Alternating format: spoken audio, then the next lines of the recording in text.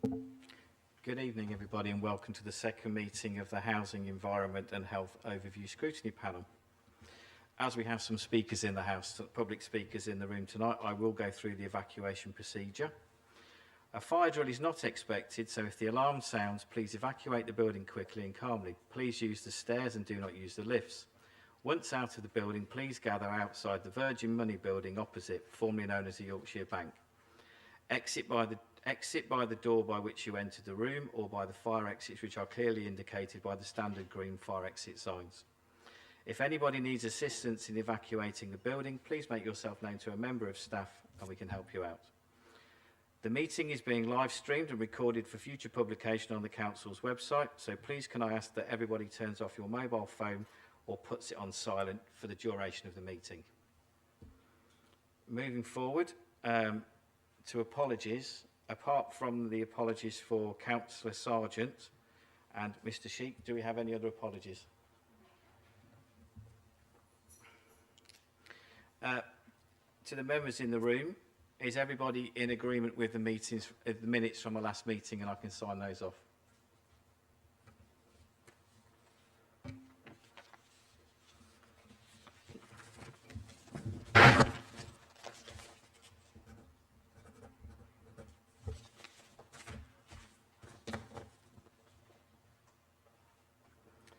Do any members have any interest other than those listed on the agenda which they wish to declare?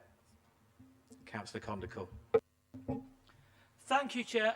I'm substituting for Councillor Sargent, so my interests are on the Council's website rather than the sheet. I've also got another interest in page 92, which is a risk register about the Information Commissioner data leak. Thank you. Thank you. Moving on to Councillor Brown. Thank you, Chair. There appears to be an error in the declarations of interest on page 10, in that Councillor Elliott is shown as being a member of the Conservative and Unionist Party. I know in recent developments today, but I don't think she's joined the Conservative Party as far as I'm aware.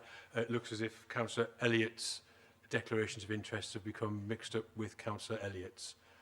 Can we just make sure that that's corrected in the version that is put in print, please? We can sort that out.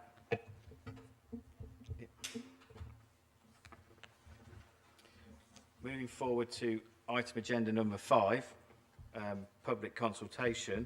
I believe that we have some public speakers in the House tonight. Everybody has 3 minutes to speak, and we will let you know when your time is getting towards the end. Speaking on item agenda number 7, we have a Jessica Tomlinson.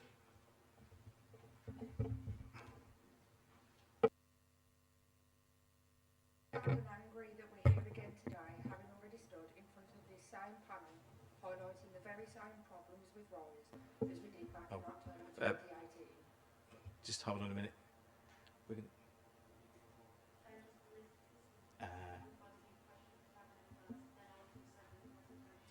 I apologise, we're going to come back to this in a minute.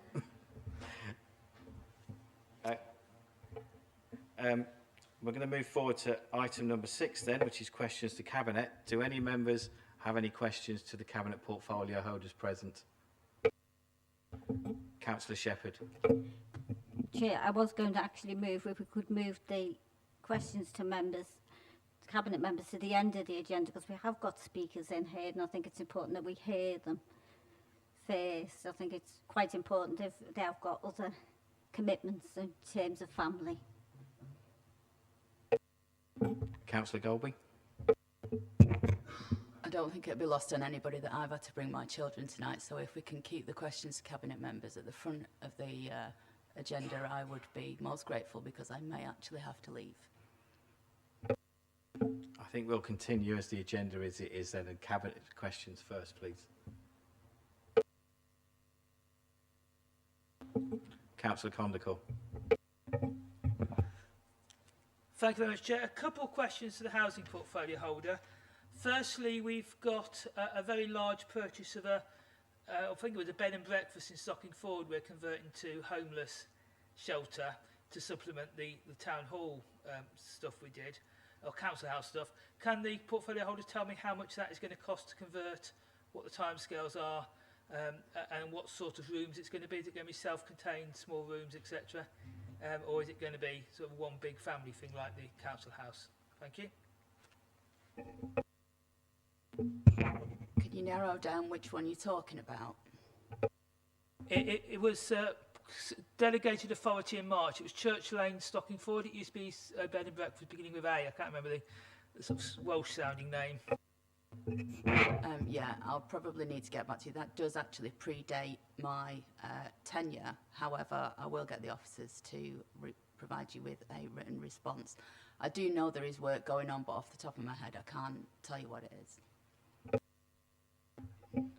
Thank you, Chair. I've got two more quick questions for the Cabinet Member. I hope you're aware of the flooding issue we had from the roof at Cleaver Gardens. This obviously dates back to the 1970s when the things were poorly designed, but it's also contributed by climate change and lack of maintenance. So can the portfolio holder reassure us that we'll have a better maintenance regime and we are looking at actually putting in more drains on the large blocks? Thank you.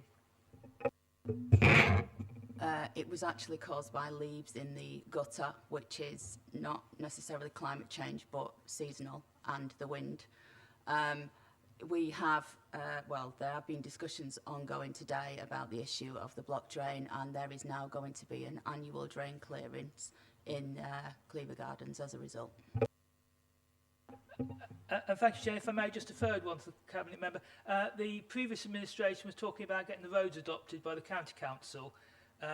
Obviously now everything's under Conservative control. Can you tell us the progress on adopting the roads at Cleaver Gardens, because they're in a absolutely dreadful, unsafe state, and when residents report them, all they get is battered from one council to the other at the moment. So I really appreciate some progress on them, either getting adopted or not getting adopted, but at least we need to end the limbo.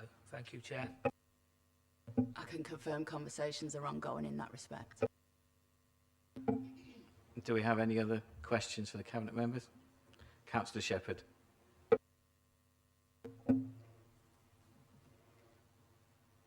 Thank you, Chair.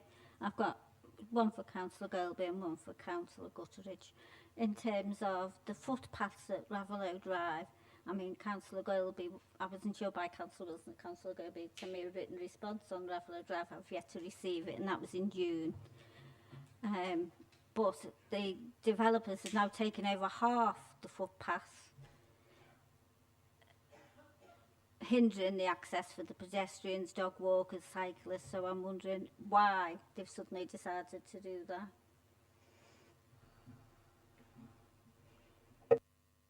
In all honesty, I can't tell you at the moment. And the other one is for Councillor Gutteridge. At the last meeting of this panel, Glendale, I raised Glendale issues, several of them. There are still some outstanding in terms of the bus stop verges in Red Deep that were supposed to have been revisited due to poor work on the 13th of August, and they've still not been done. Yes, I've gone through the system. I've actually got in touch with the director as well as putting them through customer services, because I do feel it's slightly neglected. Donnythorne Avenue had weeds along the footpath, along the highway. That was reported in July. Supposed to revisit in August, and they were there today. So that's an awful long time. But they were actually going back just to tidy up the work they'd done, because it was done very poorly, and remove all the shredded litter that they'd taken off. They just decided to shred it and not pick it up. But I've noticed today they've taken 5 metres of low growth and habitat away. And Councillor Wilson stated in this meeting he is investigating the default notices, which we've always had, and that they will be paid on results. So my question to Councillor Gutteridge is, can I ask how many savings have been made on the contract this year? Could you? Thank you, Councillor Shepherd. Can you just repeat the last sentence, because I didn't quite hear it? Okay. So Councillor Wilson stated at this meeting that he was investigating default notices, which we already do, and they will be paid on results. So can I ask how much savings have been made on the contract? Thank you. I will find out and I will send you a written answer because I haven't got those figures up with me at the moment. We did issue 5 default notices, which they came up to standards, and we now meet with Glendale every 2 months with the director, which the previous administration met possibly once a year at an OSP. I will look into the Red Deeps problem and the Donathorne Avenue. That possibly could be another issue with the county. We have asked for the maps from the county so that we know what we're cutting. We then have to ask if county will let us cut it. We can't get a straight answer from county. The director we're awaiting another meeting with the director and the county council staff to try and get the maps so that we can map the whole borough, because the previous administration didn't have any maps. Thank you.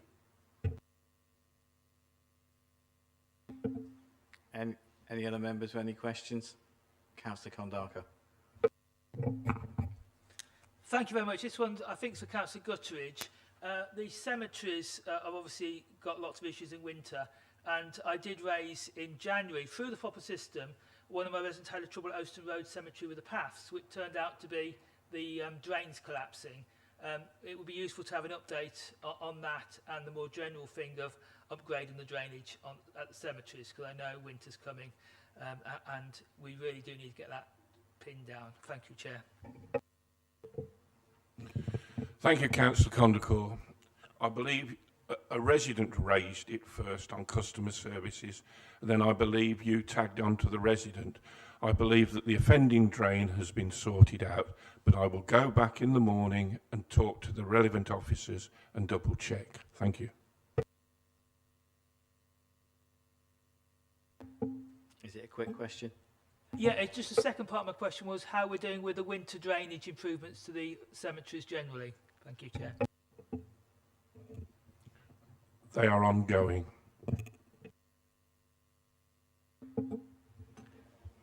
Any other members with a question? Right, we'll move forward then on to item agenda number 7. We'll do this the correct way around this time. We're going to listen to the presentation first, and then after the presentation we'll come to the public speakers. So item 7, emotional wellbeing and mental health support for children and young people within Warwickshire. And we're going to sit and listen to a report now, and then we'll have the public speaking afterwards. Thank you, Chair. Thanks for inviting us to your panel this evening to provide this report. What we're going to do is take you through the report. It's going to be split between my colleagues. I'll introduce them all in a moment. So we've been asked to present a report here on children and young people's mental health and wellbeing services across Warwickshire and particularly within Nuneaton. We know that there has also been a specific question around waiting times, which is why we've brought colleagues with us to explain those as well. So the report will be split, and then we're hoping to take questions at the end, if that's okay, Chair. Yes, I'm sure the members will have plenty of questions for you at the end. And what I have suggested is if any of the public speakers have any questions that they wish to ask, if they want to put them in an email, and we'll email them over to you and possibly get a response from you. That's absolutely fine. So I'll let my colleagues introduce themselves first. My name is Chris Evans. I'm the General Manager for Mental Health Services for Children and Young People in Coventry Warwickshire Partnership Trust. I'm Rob Sabin. I'm the Commissioner for Children and Young People's Mental Health Services in Warwickshire. My name is Alison Cole. I'm a Joint Commissioner for the Council and the CCG for Learning Disability and Autism Services. Hi, my name is Sam Davis. I'm the General Manager for Learning Disabilities and Neurodevelopmental Services with Coventry and Warwickshire Partnership Trust. Hi, my name is Gemma Cartwright. I manage the Children and Adults Neurodevelopmental Services for Coventry and Warwickshire.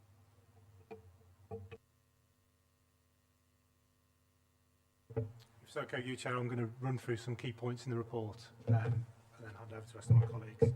So the RISE Services Commission jointly by Coventry and Warwickshire Clinical Commissioning Group and Warwickshire County Council and it's delivered by Coventry and Warwickshire Partnership Trust. The aim of RISE is to build resilience and empower children and young people, as well as adults in their lives, to manage their mental health and wellbeing needs and to know where to go for help and advice. The vision of RISE is no door is the wrong door, and to ensure that the right support is given at the right time. The contract is in its 5th year currently, and it provides a range of interventions and specialist advice, which includes the Dimensions tool, mental health support teams, primary mental health teams, targeted emotional mental health support, children looked after, youth justice, specialist mental health services, eating disorders, crisis home treatment service, and neurodevelopment assessment and diagnosis service, and community support and partnerships. RISE accepts referrals for children and young people up to their 17th year from professionals into the navigation hub. So the navigation is the single point of access where referrals go. Professionals such as GPs, teachers from education settings, social care, school nurses and clinicians can refer into Navigation Hub. The specialist teams in the Navigation Hub The specialist team within the Navigation Hub are the front door for all referrals to the RISE service. The primary mental health specialist teams work within the community to offer an extension to the front door, so consultations for professionals, parents, about the child or young person that they are supporting. Children and young people can access information and advice through early intervention and prevention work in schools with programmes like the Big Umbrella, Boomerang and the Mental Health Schools Teams programme. Children, young people and families can also use information contained from the RISE website and the Coventry Warwickshire Partnership Trust Dimensions portal. The Children's Crisis Resolution and Home Treatment Team has continued to provide a range of functions for children in crisis over a 7-day service. These are the acute hospital liaison function, crisis resolution support, and the delivery of home treatment packages. As we know, in March 2020, we went into a national lockdown, and this has obviously had an impact on children and young people's mental health. The NHS Digital estimate that between 1 in 6 children and young people aged between 5 to 16 have a mental health disorder. This has been reflected in Warwickshire. Referrals have increased, and the complexity of those referrals has also increased. How do we respond to COVID? The crisis team moved to a new location, the Whitestone Clinic within Nuneaton, so they could access clinical space to ease pressure upon acute settings. The 24/7 crisis line was introduced at short notice. It's a free phone number for children, young people, parent, carers to contact. The digital offer by RISE was enhanced significantly, and this also includes information, advice and guidance upon the website, and the adoption of tools such as Attend Anywhere and Panacea, which are digital platforms to support children and young people, which obviously gave the service the flexibility to support children and young people and also to support them to return to education without having to see them face to face due to restrictions. You mentioned the free phone number in your...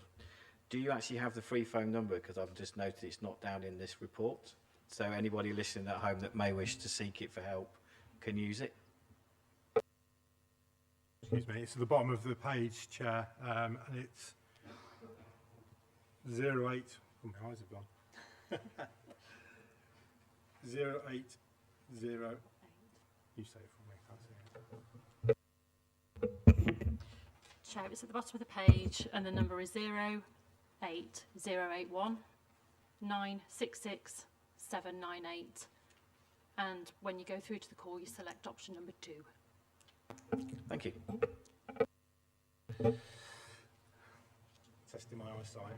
In recognition of the challenges faced by children and young people, commissioners in Coventry and Warwickshire, Clinical Commissioner Group and the County Council introduced COOTH for 11 to 25-year-olds. It's a digital platform offering early intervention and prevention to children and young people.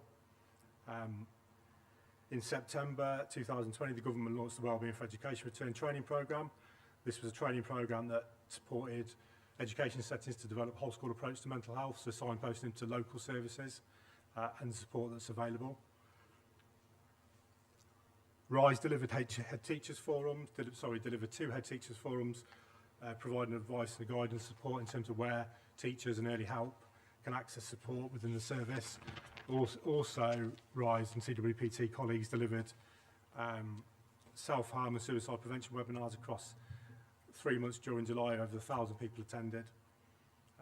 The primary mental health teams continue to offer parent workshops and support for professionals to increase awareness, skills and strategies to help children and people with emotional well-being. NHS funding was released in December 2020 for winter pressures. This funding was used to implement and develop the Think Family Service, which is a support service for children and people in crisis or with eating disorders, to support them in acute settings and also to step down from acute settings. It's a multi-agency partnership between education, social care and health. And throughout the COVID pandemic, all services continue to operate and deliver emotional wellbeing and mental health support to children and people in Warwickshire. In terms of emerging areas of work, the mental health support teams have been operating in South Warwickshire for 18 months to 2 years. We've received NHS funding to expand these into North Warwickshire, Nuneaton and Bedworth. They'll be going into 40 schools from October, so this month, to October 2022. So it'll be incremental and they'll be rolled out across 40 schools across the 12-month period. This is, again, it's early intervention prevention, delivers 3 core functions, which is delivering evidence-based interventions, supporting senior mental health leads develop a whole school approach within schools, and giving timely advice and support to school staff and college staff. We're developing, currently the RISE services for 0 to 18, so we're developing 18 to 25 offer. We're looking at that in terms of researching the data, looking at best practice and co-production, so engaging children, people and families in what that could look like.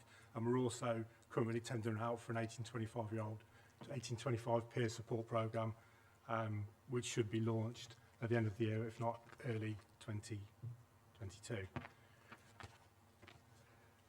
As I've mentioned earlier, there's been an increase in referrals in terms of complexity. This relates to eating disorders particularly. So we're expanding the eating disorders to up to the age of 19, to currently 18. Transforming the eating disorder service to support those with ARFID, which is avoidance restrictive food intake disorder. Expanding the eating disorder service to intensive community-based eating disorders support service for those in the community.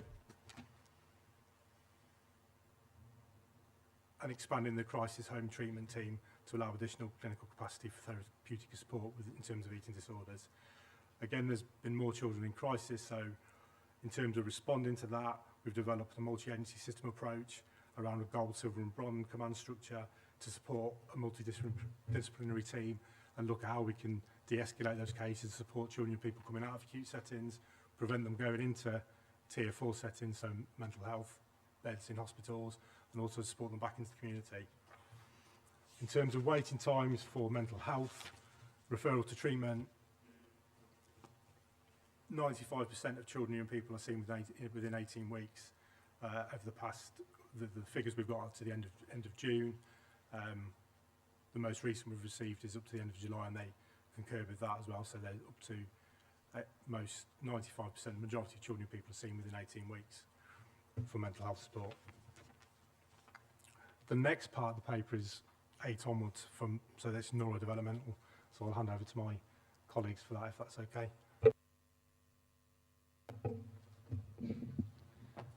Thanks, Rob. So I'm going to give an update which is more focused around the neurodevelopmental service, which is part of the RISE service. As it says in the paper, this is a specialist neurodevelopmental service across Warwickshire, delivered by Coventry and Warwickshire Partnership Trust, which is responsible for assessment and diagnosis of a range of neurodevelopmental disorders, including autism, ADHD and dyspraxia. One of the key challenges that we know we have with this service is the waiting times for a diagnosis, which follow the national picture in terms of increased demand and increased referrals to the service, which exceeds the current capacity of the service. There are figures in there which show that there are far more children than we would want to be waiting for a diagnostic assessment. So over 3,000 school-aged children on the waiting list for an autism assessment, and a further 288 for ADHD. The COVID pandemic has certainly further impacted on those waiting times, with a significant period during the pandemic where the clinical resource allocated to diagnosis had to be redirected to support the crisis response. In order to respond to this challenge, there is a system-wide transformation group which has been established, recognising that while we have work to do to reduce those diagnostic waiting times, we need to think about a whole system response to that, which includes input from health, social care, education and wider partners in the third sector. The approach that has been taken through that programme is a multifaceted approach in line with the all-age autism strategy, which has been co-produced across Coventry and Warwickshire. And it includes a focus on the diagnostic and support pathways redesign. So that includes increasing the community support offer for people both awaiting assessment and post an assessment, including support around parent training, peer support and one-to-one support. We're also piloting a number of apps which can be used by young people to support them. There has been a redesign of the diagnostic model for the school age pathway, and work that is about to conclude which will recost those assessment and intervention pathways for diagnostic service on the basis of that redesign model. A review of the clinical processes has been undertaken, which is enabling better joint working between the neurodevelopmental and mental health services, so that those children and young people who are open to the mental health services are able to access a speedier diagnosis via additional consultation and support from neurodevelopmental experts. The telephone clinics have been set up in line with what Rob was talking about. So those telephone clinics are available to people who are waiting for an assessment and can provide support and advice over the telephone. And there is work been undertaken to review what the key themes are in terms of the support that people are looking for while they're waiting for an assessment, to make sure that can be fed into the services that are developed for those individuals. Workforce development is a key feature of the plan. We recognise that there is a national shortage of specialist roles with neurodevelopmental expertise, and therefore even trying to expand the service becomes a challenge if the specialist roles aren't there. So we need to really think about how we build and develop our own local workforce. So in order to do that, there has been autism training which has been developed and is being rolled out across the mental health workforce. We've put in increased hours in terms of administrative and clinical psychology support to support clinical triaging of people on the list and undertake more referrals. Drop-in clinics have been set up for mental health teams so that consultation and streamlining of assessment can also happen. In terms of technology and innovation, the Dimensions tool is a tool developed by Coventry and Warwickshire Partnership Trust, which is available for parents, families and professionals to use to seek advice and support in terms of an individual young person's needs. There is a new adults module which has been developed and is currently under review to make sure that it is accessible and meets the needs of autistic people. There has been a local commitment to secure additional investment into the diagnostic pathway, and recognising the challenges I was mentioning about securing the specialist workforce locally, use of external providers to be able to create some additional diagnostic capacity in the short term.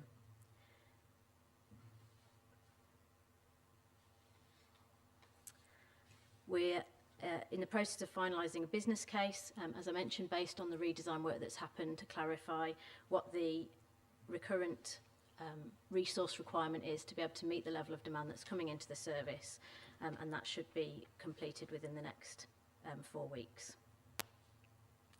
So I think in summary,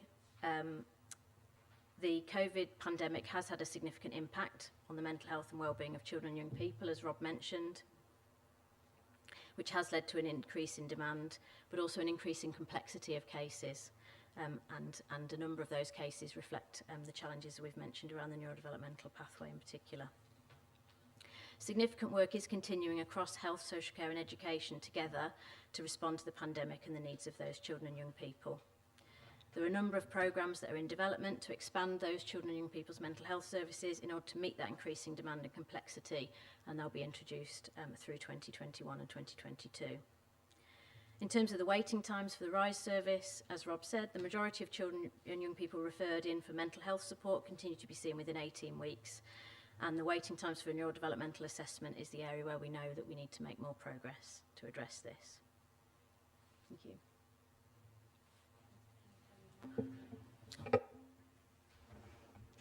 Thank you very much. Does anybody else have anything they want to add? I'll move forward to the public speakers then. First up is Jessica. I'm sad and angry that we're here again today, having already stood in front of this same panel, highlighting the very same problems with RISE as we did back in October 2018. Almost 3 years to the day since Vicky and I were last here, and unfortunately those problems have got so much worse. We were told back then that the waiting times for ASD would be focused on, with a view to getting them reduced from what was then 96 to 104-week waiting list. None of the changes from CAMS to RISE have helped ease the situation, and now the waiting list has reached almost 4 years. Children who were added to the list in 2018 have still not been assessed. My eldest is one of those children. He's now been waiting for over 3.5 years, and we are told that although we have now received a pre-assessment pack, we are still looking at a few months before he is assessed. The support offered by the Autism Support Service hasn't worked for us because of the rules surrounding siblings attending the peer support groups that run alongside the parent workshops. The online courses are great, but there is still a huge lack of meaningful support for us and our children. I'd like to know what went so wrong that children who were told it was a 2-year wait when they were added to the list have still not been seen nearly 4 years later. I understand that some children need to take priority over my child, but for that amount of time to double is absolutely disgraceful. I also appreciate that COVID has had an impact on the service, but COVID can't take all the blame because these problems already existed beforehand. We know that early intervention is key to supporting our amazing children, but sadly without a diagnosis that support still just isn't there. The NICE guidelines state that diagnosis should take no longer than 12 weeks from referral, and Warwickshire is way off this mark. We know it's not impossible. Just down the road in Tamworth, which is South Staffordshire, they don't use CAMS, they have a partnership with a group called the Caldwell Children's Charity. Their waiting list is 12 to 16 weeks. They're assessed at a state-of-the-art building, purpose-built for the sole purpose of diagnosing children with autism and providing post-diagnostic support. I think at this point it's clear for all to see that RISE have been failing children across Warwickshire for years. It's time to leave them behind, as they have left thousands of Warwickshire children behind, and look into other strategies such as South Staffordshire.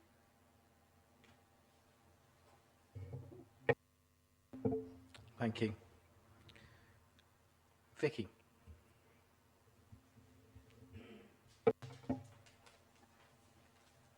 Wow. Yet again, I was here in 2018 and discussed about art therapy. Now, my friends, their children, was referred to art therapy in 2020, and their children have now actually had their art therapy and they've now finished. I want to know why my son has never had his art therapy, as he's an actual sexual abuse victim and therefore should have had this prior to them. I understand that there is the waiting list for children, and my children have got ASD in a genetic form. So we've had all the genetic testing done over 5 years ago. There's no support at school because they say without a diagnosis, my children can't have an EHC plan. Luckily, my son is being assessed next week, but then that leaves my other child that is struggling day to day. I'm now in the place of actually taking her out of school because her anxieties are so heightened. She poos herself every day at school. She's 9 years old, and this shouldn't be happening. It's absolutely disgusting. And as for tier 4 and stretching the services to 25. Well, my daughter hasn't even got a care coordinator and she's due to come out of hospital, so where do you stand there? The CCG have promised so many things. You've let my family down massively.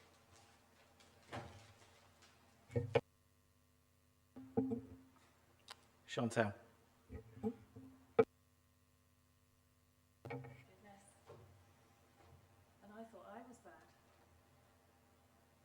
I can only concur with both of my fellow public speakers here and echo what they're saying, even though I have a different setting. 3 ASD children, one of which is still in education, one of which is still struggling in education. And really and truthfully, what's out there and what's available is not easily accessible, as everyone would have us believe. It isn't straightforward. It isn't easy to find. And when you do find it, and you do set on the right path, or you believe you've set on the right path, you find barrier after barrier after barrier. I can't tell you what that does to our families. It breaks them apart in every way possible.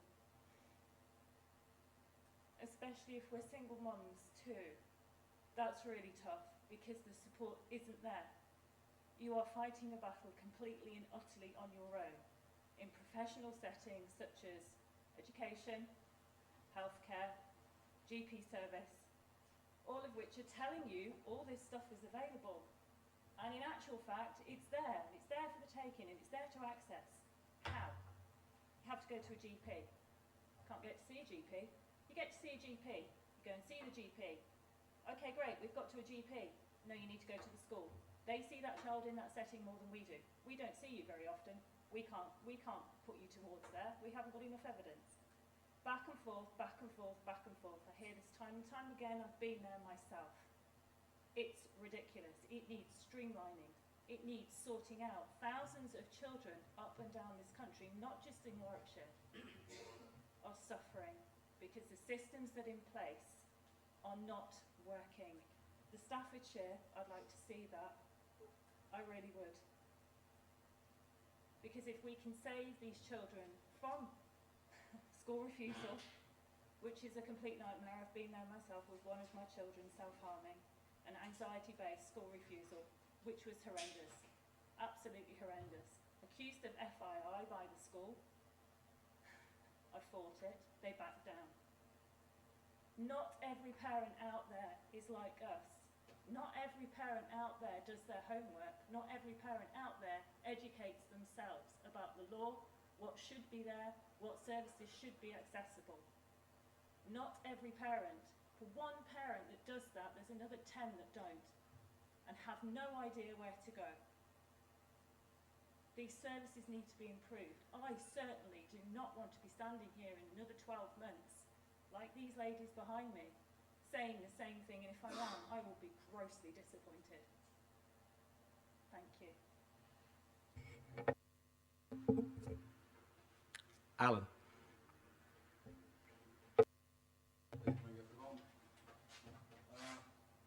I can only really talk about the autistic child scenario amongst all the different things you guys cover.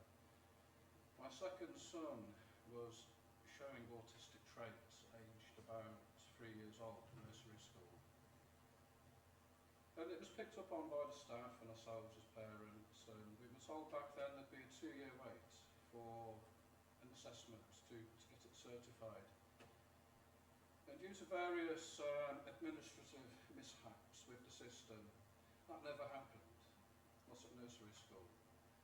And then we went to primary, and they told us that they had to go back to square one and start building up their own information log on my son, which took another year before they could apply to get him onto the waiting list for an autism assessment, by which time we were told it was going to be 4 years. Now, there's some question as to what the assessment actually does for you. You can actually do quite a lot without having the certification of an assessment in place. But if you do have it in place, you will automatically have to have an educational and healthcare plan created with your school. I mean, at the moment, we don't have that, and the school are putting obstacles in front of us to stop that happening. But if they did have that in place, they would actually be able to access additional funding for the school to help support my son, which is, and I'm wondering why there's a waiting list at all, really, when if you could have these autism assessments in place for all these children, what was there, 2,000 of them in Warwickshire? I mean, if they were just done, all of their respective schools would access, I think is it £6,000 a year extra funding per child that would go into the school to support them in school, and the school benefits from that, the child benefits from that. So, why isn't somebody just on this, getting it sorted? Just like the the lady next to me pointed out in Staffordshire, in Tamworth, where there's a 12-week wait. I mean, just compare that to 4 years. And what would you think as a parent when you hear that just over the border, over there, a few miles away from it, you could literally get one like that in comparison? It's not good. It makes Warwickshire look like a bit of a backward county, frankly, when they can do it and we can't. But in terms of supporting the children, I mean, don't get me wrong, I mean, the call is a disability. It can be a disability, but he's an incredibly happy child. But he does have issues with the way he learns, the way he perceives the world, and we're seeing him diverge away from his peer group in school at the moment. And we've still got that 4-year wait, and it's so apparent what's happening. The school SENCO is completely overwhelmed. Like I say, Can you finish on the next sentence, please? Sorry? Can you just wrap it up at the next sentence? Yeah, sure. I mean, the SENCOs are overwhelmed. Where's the funding? I mean, it's almost, I mean, I don't know if you guys have had your funding cut for some reason, but it should just be sorted. That's all I have to say. Catherine, just for the purposes of everybody on live stream at home, Catherine actually does suffer from Tourette's. Rosie. I run the West Midlands Tourette's Action Support Group. I've been doing so for approximately 15 years, so I've seen a gradual increase in the problems that increased waiting times have brought upon young people with Tourette's syndrome. Tourette's is a neurological condition and a neurodevelopmental condition. Many of the children that come along to group meetings have got a dual diagnosis or other comorbidities such as ASD, ADHD, dyspraxia, OCD, anxiety, depression, the list goes on. I'm trying to read my writing. And bad handwriting in many cases.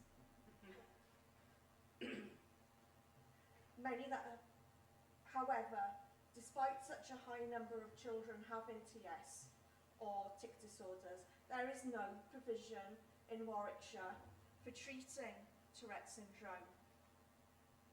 So many families are going for a referral to RISE.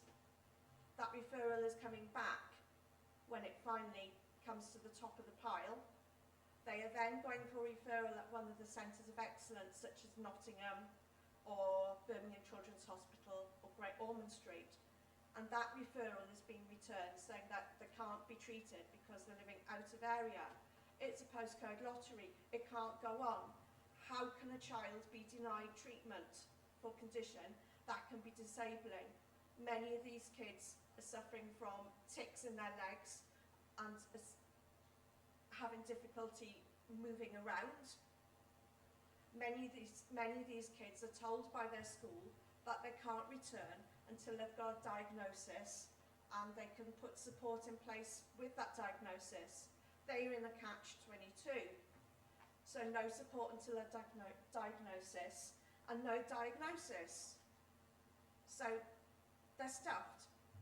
Many parents I've met have scrimped and saved and got themselves into debt so they can have their child diagnosed and treated privately.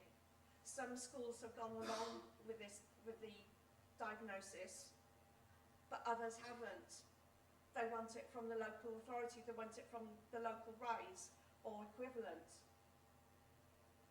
Would it be acceptable for any other condition not to be diagnosed and treated? But let me appeal to your purse as well. If you imagine, I also come into contact with many adults with Tourette syndrome who have had a diagnosis in adulthood. So throughout the 70s and the 80s, growing up like myself, they have struggled. They have struggled with school, they have struggled with relationships. And through the sort of nature of the comorbidities with Tourette's, many also have, like myself, have suffered from mental health problems, addiction issues. Can we bring it to an end at the next sentence? We just need to move on. Basically, if you're treating the child now, you're saving money later on in life. If that makes sense? Yeah? So I'm appealing to your purse strings here. If they're treated in childhood and they can live with that identity and it can be treated and learn to live with the condition, it's easier in adulthood. I mean, I've written pages and pages through my time running the group. The number of people who are falling through these holes is increasing. And this is since this Health and Social Care Bill from 2012. We just need to get, if you can just finish it off, means we just need to get on to the debate so we can answer some of these questions.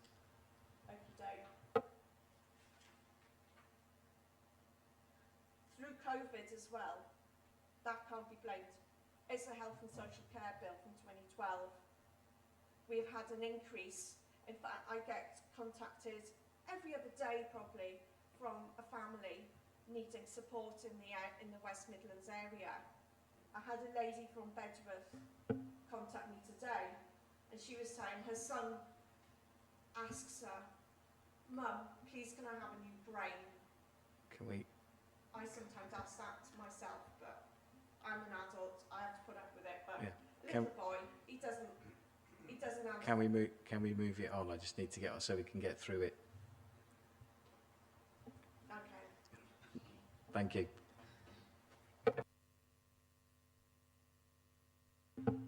The recommendation is that the panel note the content of this report. As a chair, I'm happy to propose that. Do we have a seconder? Councillor Harbison? Is everybody in agreement? Then we can move on to the debate.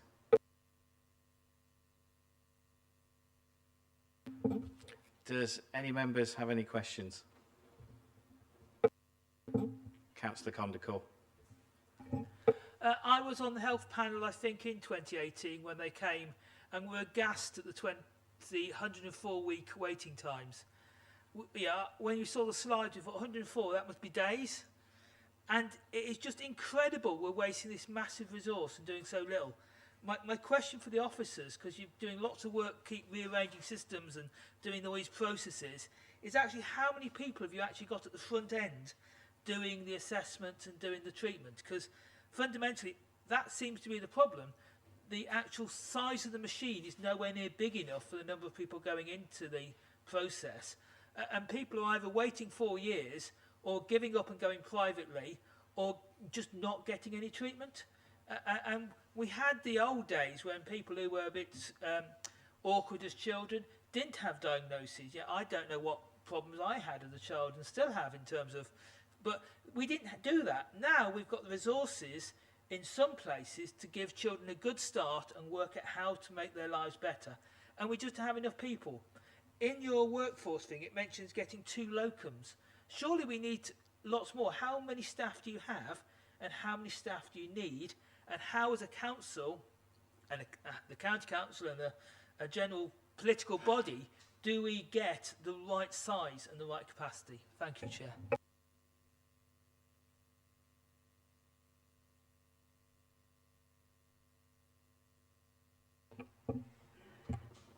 You're absolutely right. We don't have enough diagnostic clinicians in the team. Unfortunately, over 2018, 2019, we had a significant increase in our referral rates. And actually our capacity remained pretty much the same. We had some investment to have an external provider to come and support us.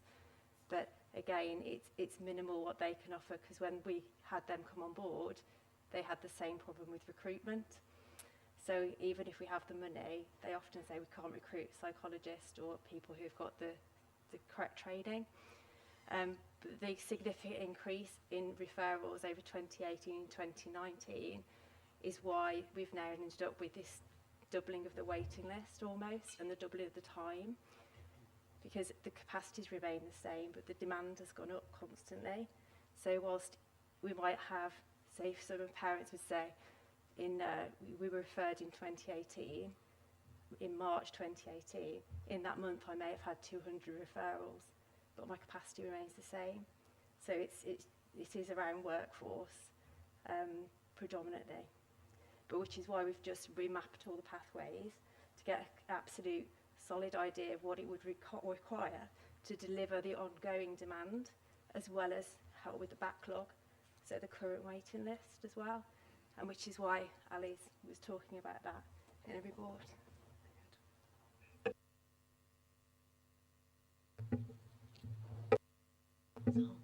Yeah, just to back up what Gemma's saying there, I think that there is an absolute recognition, as we said in the paper, that the demand for the service outstrips what we've got in terms of current capacity.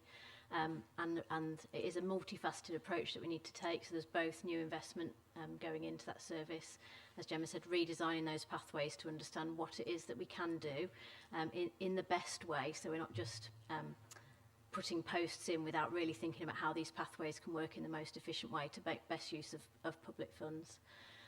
But also that work to develop our local workforce. And I think that's not just around assessment, it's actually about support. I think reflecting on some of the public speakers' comments about the experiences people have of not being able to access the support they need in education settings, for example, that's all part of the workforce development that we need to do, because actually we should be in a situation where schools are able to support young people with neurodevelopmental conditions. So that's certainly part of the Send and Inclusion change programme for Warwickshire as well. Councillor Condicourt, did you want to come back in? Can I just come in, because I did actually want some figures. You know, do you have 20 people working in Warwickshire or 6? It's sort of, yeah, we don't get a grasp of how, we get a grasp of how many cases, but there's no grasp in this paperwork. It's just all blah, blah, workforce. There's no numbers to say how many staff you have and how many staff you will actually need. We've got 6 managers here, and I'd like to know how many people are at the coalface, you know, the people digging the holes effectively, if you're, and how many people you need to be digging the holes. Councillor, just to confirm, Councillor Condicourt, off the top of my head, I don't know how many individuals we've got in the workforce. Within our local transformation plan for children and young people's mental health, it does explain the workforce. We can ensure that you get a copy of the LTP if that would be helpful. It will outline the workforce, it will outline how many people are within it and what our ambitions are going forward. I'm guessing that covers the autism side as well. So we can send that link to you tomorrow if that's helpful. Yeah, that would be helpful, then we can pass it out to the members. Any members with any more questions? Councillor Downs. Thank you, Chair. Oops. Sorry, apologies for that. Right, first of all, I'd like to thank the members of the public for actually coming out tonight and making them statements. I know it can't be easy. I've been there myself, I've done it myself, so thank you very much, guys.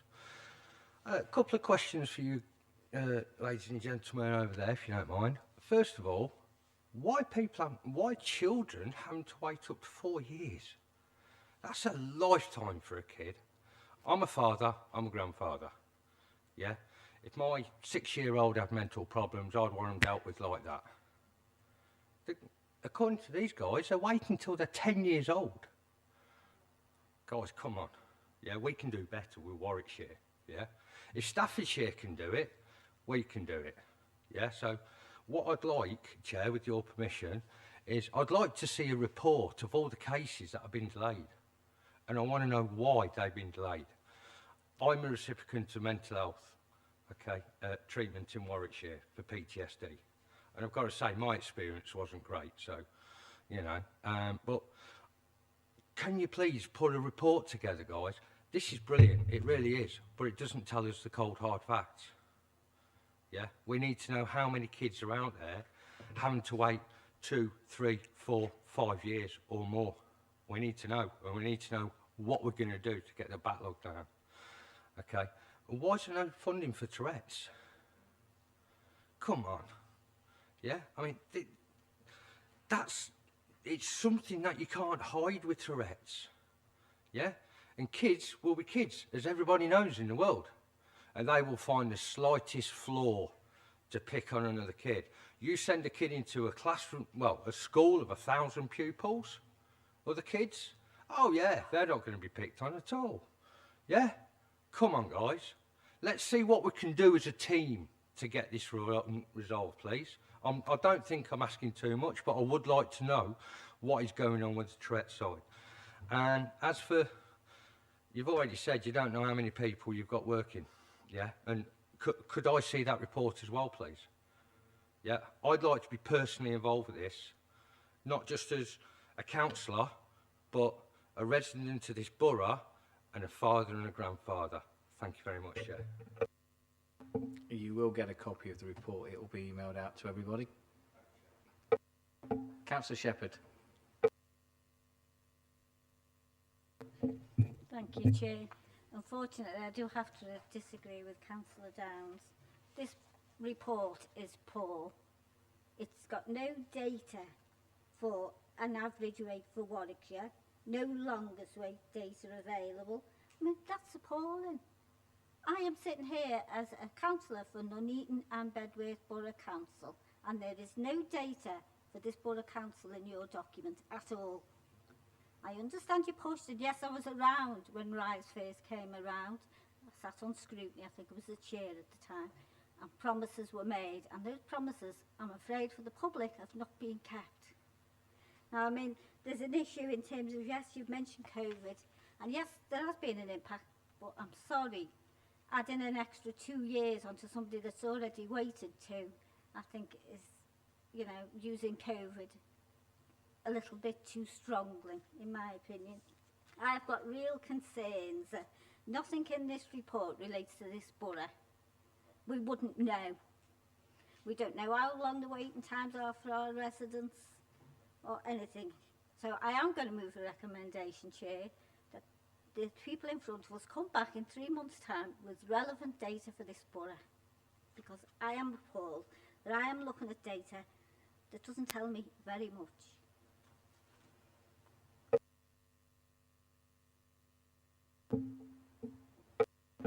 Does anyone want to second that? Councillor Downs.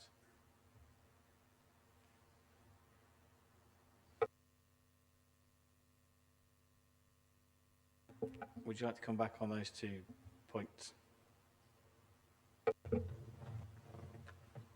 Just take my mask off.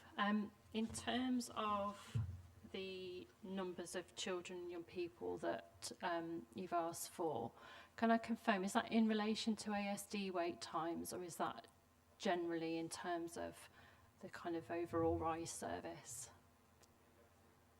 Right, okay, that's fine, we can do that, okay, no problem. And then in relation to kind of breaking down the data, sometimes the data sets that we work with are fairly complex. It's not an easy task to do. They're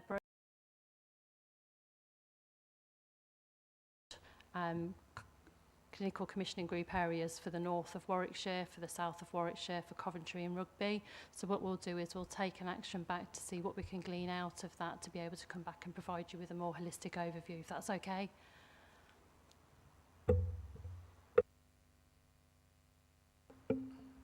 Is that okay with you, Councillor Shepherd?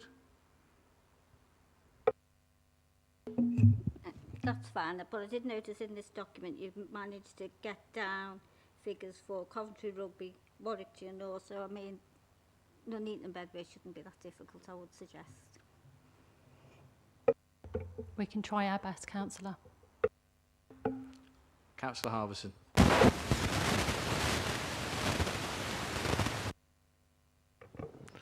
My apologies, I'm not a sound man. I'd like to second what Councillor Downs said regarding people coming to actually speak on these issues. Thank you very much appreciated. It's difficult to get interaction with the public a lot of the time, particularly on sensitive issues, so thank you very much, appreciate it. In terms of these issues, some of the issues within, I've brushed up against. I have family members who have had to go through similar things. I was not aware of the fact that there was no diagnosis service for Tourette's in the area. I'm stunned by that, I'll be honest with you. I naturally assumed in my naivety that there would be, it being kind of one of the cornerstones of an evolving look at mental health issues and care. So I'm a little bit surprised by that, and I'm pretty sure that a lot of people would be as well if they were to know that. Now, this is down, I believe, a lot of the time down to a lack of interconnectivity between the public and the service providers, whether they be counsellors, whether they be people who work professionally within these things. And I think we can work towards alleviating some of that between us by just working together a little bit more and making sure the information's out there. What I would be fascinated to know is what different approach that South staffs are taking in their approach to this that means that their waiting times are demonstratively different. If there's one going spare, that would be lovely, thank you. Yeah, I will take that off your hands, thank you kindly. So, and maybe we could learn from that authority about what they're doing that's bringing it down, because clearly something's working. I'm prepared to believe that in terms of how we move forward, even though it's been 5 years, it's still kind of early days in many respects in trying to build a strategy, a brand new strategy. Rome wasn't built in a day, so therefore you do have to acknowledge sometimes that things are going to take a while. I also would like to echo what Councillor Downs said about being personally involved in this project. It's something that, again, I only brush up against it, but that means I could maybe take a detached view, which would lead to getting somewhere a little bit quicker. So any assistance I can give, please get in touch. I'm easy to find. So thank you very much. Thank you.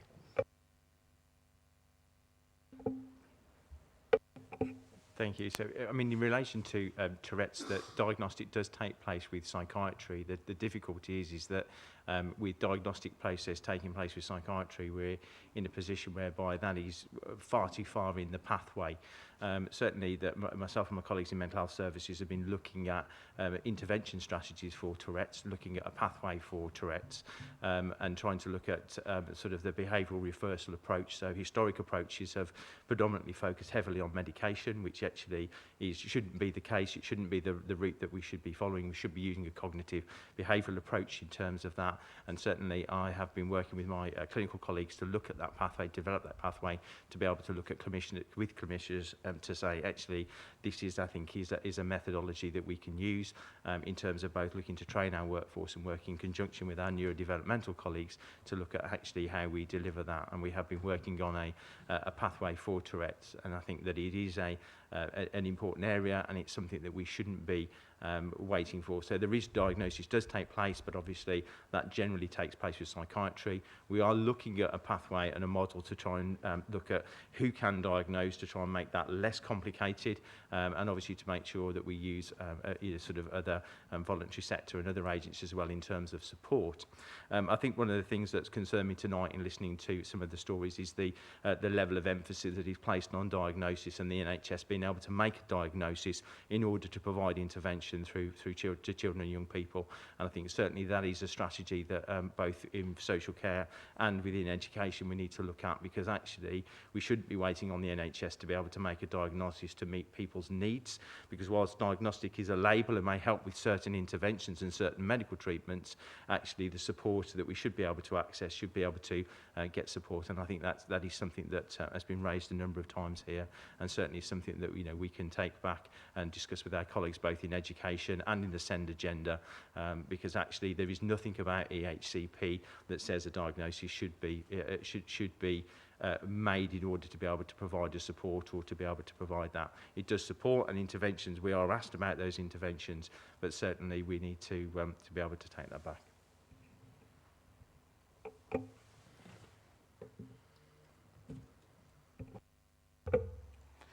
Just to pick up on two other points that have been mentioned. In relation to models of best practice, it's heartening to hear the offer that's in place over in Staffordshire. We're part of national networks and regional networks that are led by NHS England, and we are always looking at best practice models to learn from and to consider implementation in Warwickshire. So just please be reassured that we are, all our ears are always open. I think the other point I did want to make raise was that you've mentioned an autism strategy, and I didn't know whether I could just ask my colleague Ali to just mention the all-age strategy that we've got for Coventry and Warwickshire, please.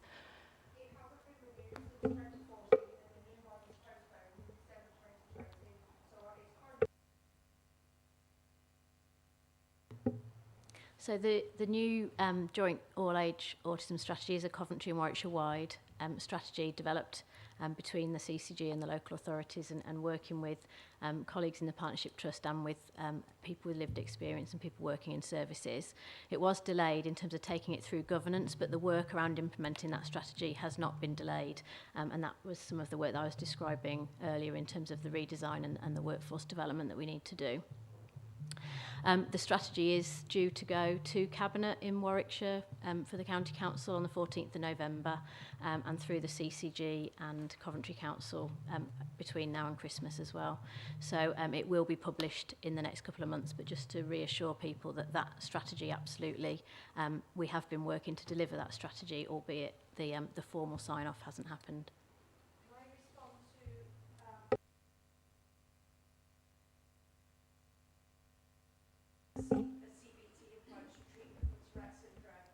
If you want to put it down in writing, and you want to email it in, we will get you a written response to that question. I just wanted to respond to what he was saying. Unfortunately, so if you want to send it to an email to me, I will send it across and I will get you a written response to that question. Okay. Councillor Brown, I believe you had a question. Yeah, thank you, Chair. And like the others, I would like to thank you for coming along tonight.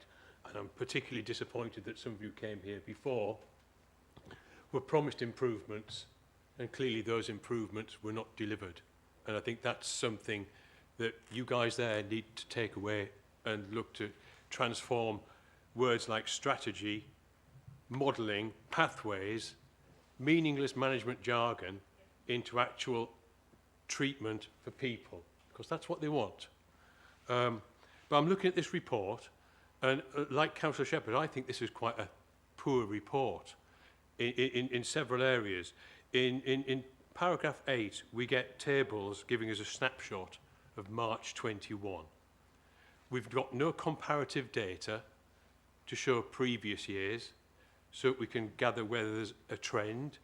So we don't know till we hear from you whether there's a trend and what you're doing about it.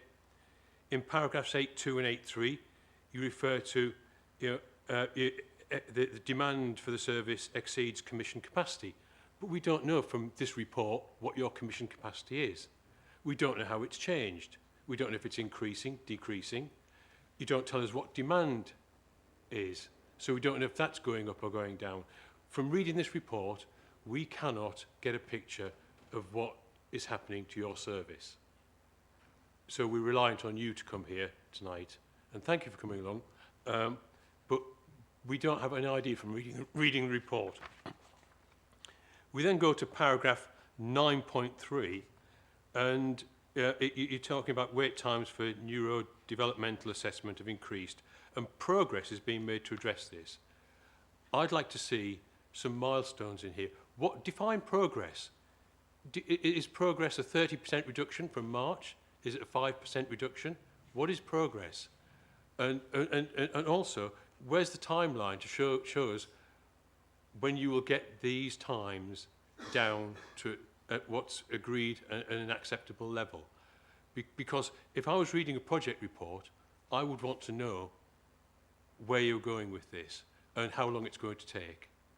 You know, because that way we can understand and ask more informed questions. You know, because ultimately we all want the same thing. You want to give a better service. These people certainly want to see a better service.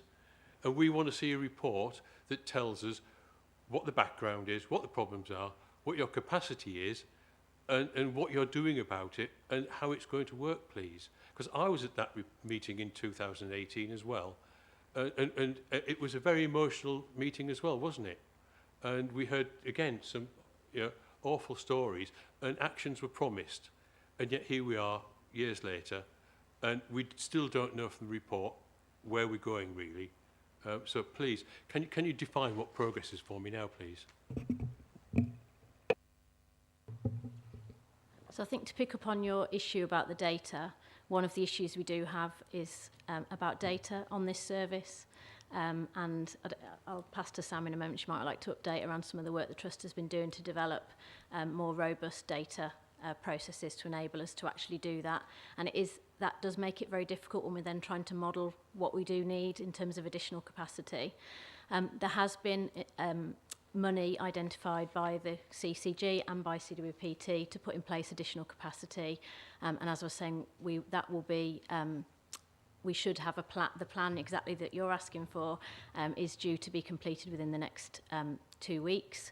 You will be aware, I would imagine, about the recent SEND inspection, and there is a written statement of action required from the Council and the CCG.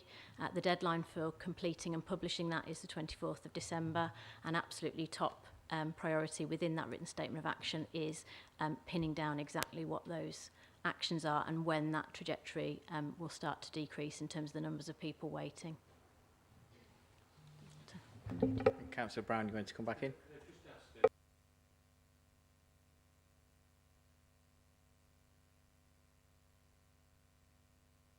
Can you put your microphone on?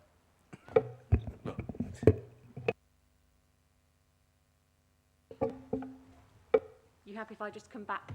Sorry, are you happy if I just come back on the data then?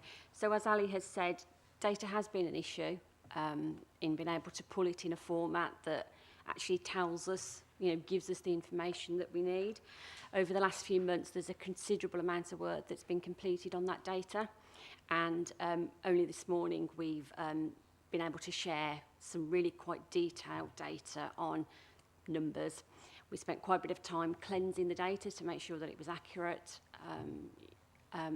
because obviously all of that is needed to go into the business case that Ali's been referred to around future investment.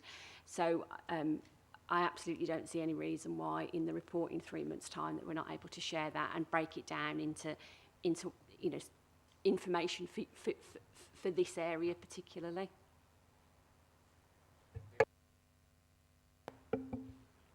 The report that you're going to produce and come to us in 3 months, if the panel agrees that that's a way we want to take this forward, is there any scope that if any member's got a specific stream of data that they would like to see, that we could ask you if you've got that data available and we could get specific data, particularly data aimed at Nuneaton and Bedworth Borough as well? Yeah, absolutely. I'd be happy to take requests for data and we can work together on making sure that we can provide as much as possible to respond to that. I just want to move this away from this particular subject for a minute, because I have one question in particular that I'm interested in. I want to take this to the schemes you've got in the 40 schools within the area. Having got a 16-year-old daughter who's suffered at school with anxiety and issues and has had some proper issues, I'm intrigued to know a little bit more about how this programme works, because there's instances in the borough of young people committing suicide, and it's something that we're keen to move forward and move on with. So I just was interested a little bit more about how this scheme's going to work. And I know when we was at County Hall the other day, they were talking about experts with experience. And I just wondered if anyone's ever thought of running that out into like the schools program as well. Because I think it'd be really important if a young person's talking to a young person who understands how they feel. So the mental health support teams, which is what you're referring to, it's going to go into 40 schools between now and next October. It's NHS funding. As I said in my report earlier on, it's early intervention prevention. We've taken into account the instances you referred to. When we spoke with NHS England, we had to discuss with them where we wanted to put these teams. And obviously we looked at Nuneaton, Bedworth and parts of North Warwickshire as well. So the 40 schools have been identified based on need, based on numbers of children and people with SEMH, absentees, young carers, SEND, and also we took into account the instances of self-harm and unfortunate suicides in the area as well. So that's why we focused on those areas. There's also the commitment from the schools as well. We've talked about schools a lot. The schools have some responsibility for this. Schools have to support children and young people as well. It's not just about mental health services. So the schools have to commit to the programme and work with us because, as you see in my report, it talks about a whole school approach. That's about the school developing a whole school approach to mental health, which the teams will support them with. They'll also provide low-level intervention, evidence-based therapy to children and people one-to-one, but also group work as well. And they'll provide training, whole school assemblies and things like that. So that's the kind of approach. It's an NHS scheme. We're kind of guided by the model, if you like. Excuse the phrase model. I know we don't like it, but that's the facts.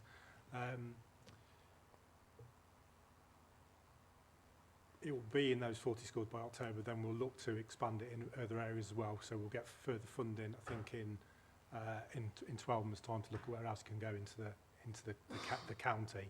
But as I say, we focused on the north of the county for the reasons I've just mentioned. So from your question, I also picked up you want to know a bit about what they actually do. So what I wanted to describe is a bit about what it means to be in a school. And I guess that what Health Education England and NHS England did with the Green Paper with mental health in schools teams was to train a specific workforce. So this is about us having people that we recruit and put on a specific programme to provide a year's worth of intensive training, and that's where the year programme when they're embedded within schools. And they come out with a very specific qualification, an educational mental health practitioner. And what they're trained to provide is direct interventions to children and young people, but embedded within the school. So the idea of that is that you have a mental health lead within a school, and you have clinicians that work within a school directly, providing those direct interventions. They look to provide a CBT-based approach, looking at a sort of a low-level, sort of non-complex intervention. If there is a more complex intervention, then the mental health in schools team programme and the practitioners would look to escalate that. They have a very strict programme and regime of supervision that's available to them, and they also have a sort of a growing sort of ability to be able to support more complex interventions within schools and providing. Now that's a real change point in terms of delivery, because actually what that is doing is looking to deliver mental health interventions to children and young people who are at school. We have looked to try and develop that programme, and we're looking at actually providing something called an eye movement disassociation programme, and that's actually about single trauma, so someone that's experienced a single non-complex trauma to be able to provide a rapid intervention to that as well. And the purpose of mental health in schools teams is to make sure that we have clinical staff available quickly to deal with things at a low-level approach. They also look at a mental health programme within schools, looking at how the sort of mental health focus there is. The Department for Education look to provide a training programme for a mental health lead within schools to make sure that schools themselves and teachers are mental health focused, because actually emotional well-being is everybody's business. And actually what we've encountered with the pandemic, with the difficulties for children and young people is actually, and we can see from the data that's presented in terms of the expectation, is that lots of children and young people have those difficulties. So the purpose of this programme is to continue to put interventions into schools. Thank you. Does any other member have a question? Can I ask, are you actually going to go into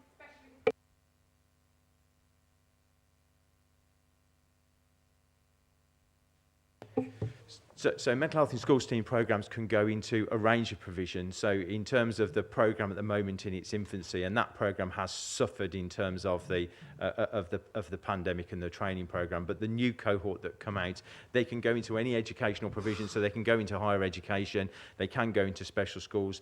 The low-level interventions that they provide may or may not be suitable, but actually the idea of developing this is to develop an intervention base that is available to schools, and what they should be able to do is to be able to provide consultation and support to a range of different schools, and they do both individual work and whole school work, trying to ensure that they have thought about the mental health and well-being of that school. Can I? I've actually asked for the manager of CAMS to phone me back, and I phoned up 5 weeks ago.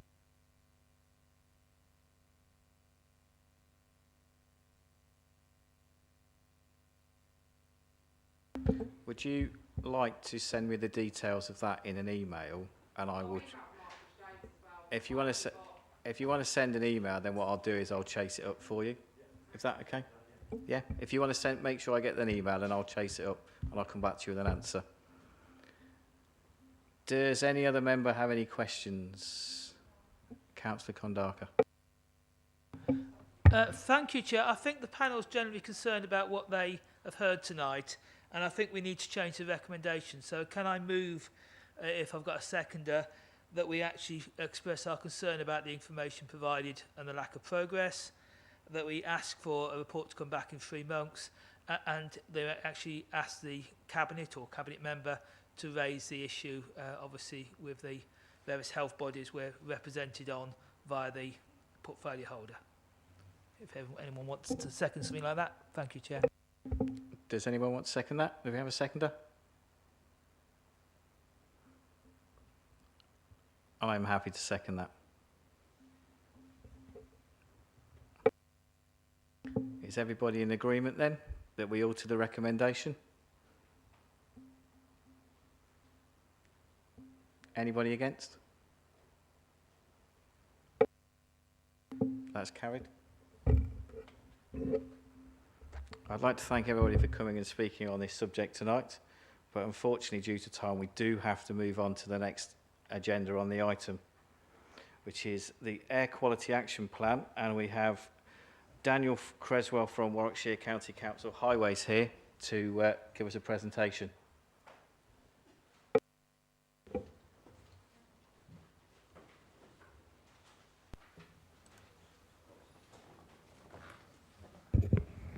Thank you, Chair. It doesn't look like the presentation's working at the moment, so if it's okay, I'll just go through it verbally. That's okay. That's fine. All right.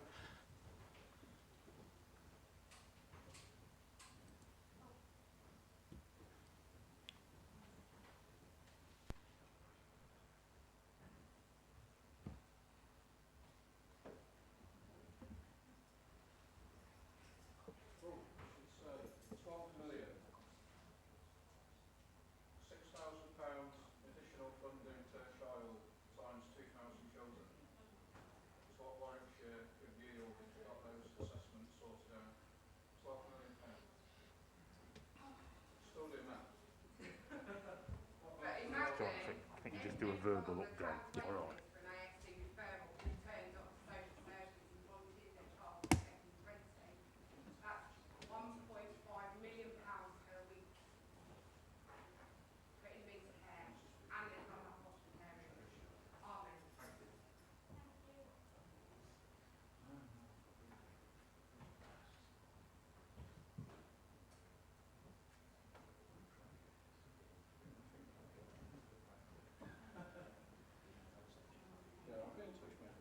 Cheers. No.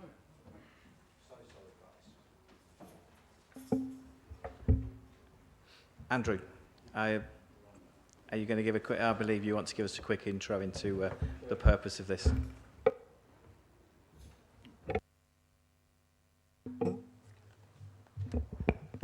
Yeah, thank you, Chair. Panel members will probably recall that back in June we brought the proposed Air Quality Action Plan to the group.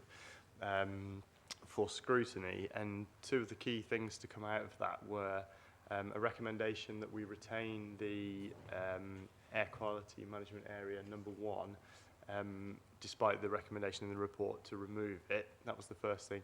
And secondly, that members would like some more specific information on some of the transport improvements, particularly around transforming Nuneaton and some cycle improvements.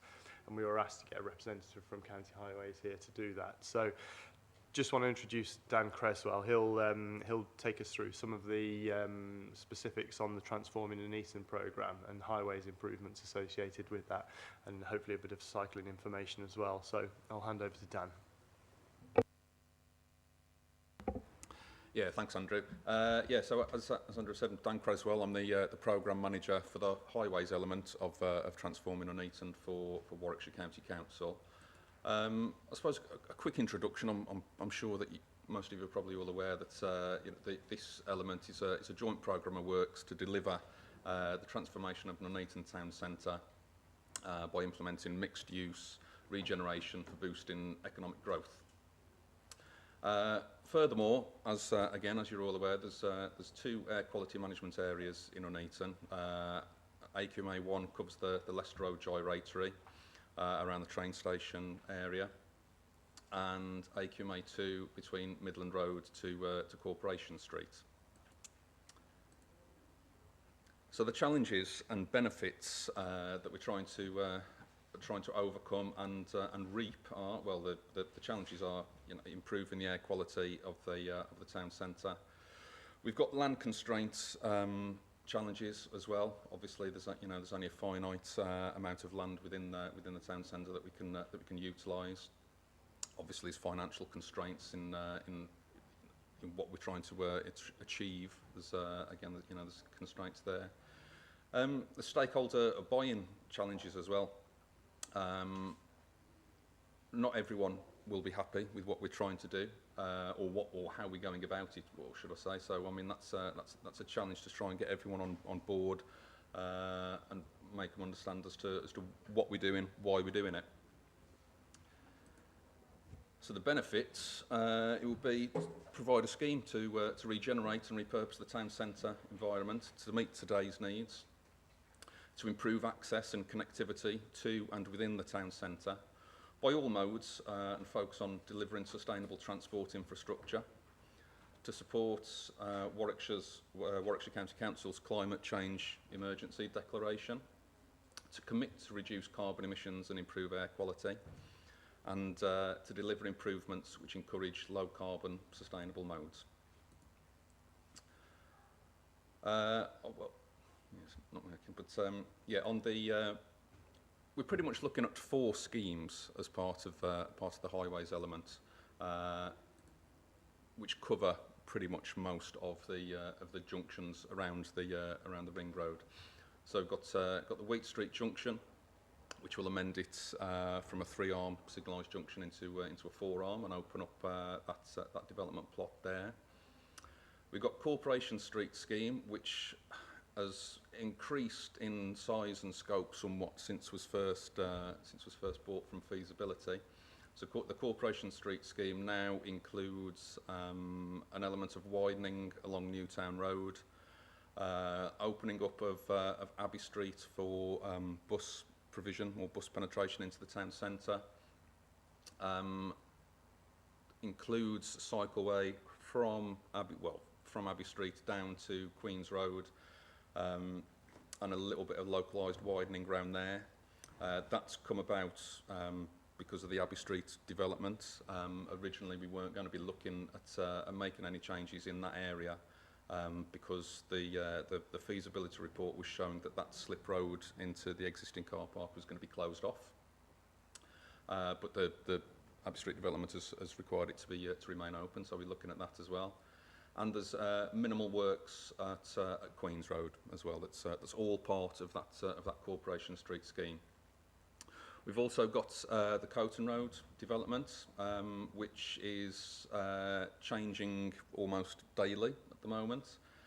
It's the one scheme that we haven't got any confirmed funding for, so work is slower on that than it is on the others. But I've just received some more information today that's changed the scheme that I would have been showing you, or would have been showing you on screen tonight. So also, what we are trying to do is improve the cycling infrastructure around the town centre. I mean, the aims are to have a dedicated cycle network around the ring road, to improve crossing facilities for non-motorised users, to have compliant footway provisions across the ring road, and to facilitate the future improvements to the area. As part of the scope of the programme that I'm looking at, we haven't got the funding in place to complete all of these works, but we can at least hopefully complete the design works or feasibility works to show that these improvements can take place should further funding become available.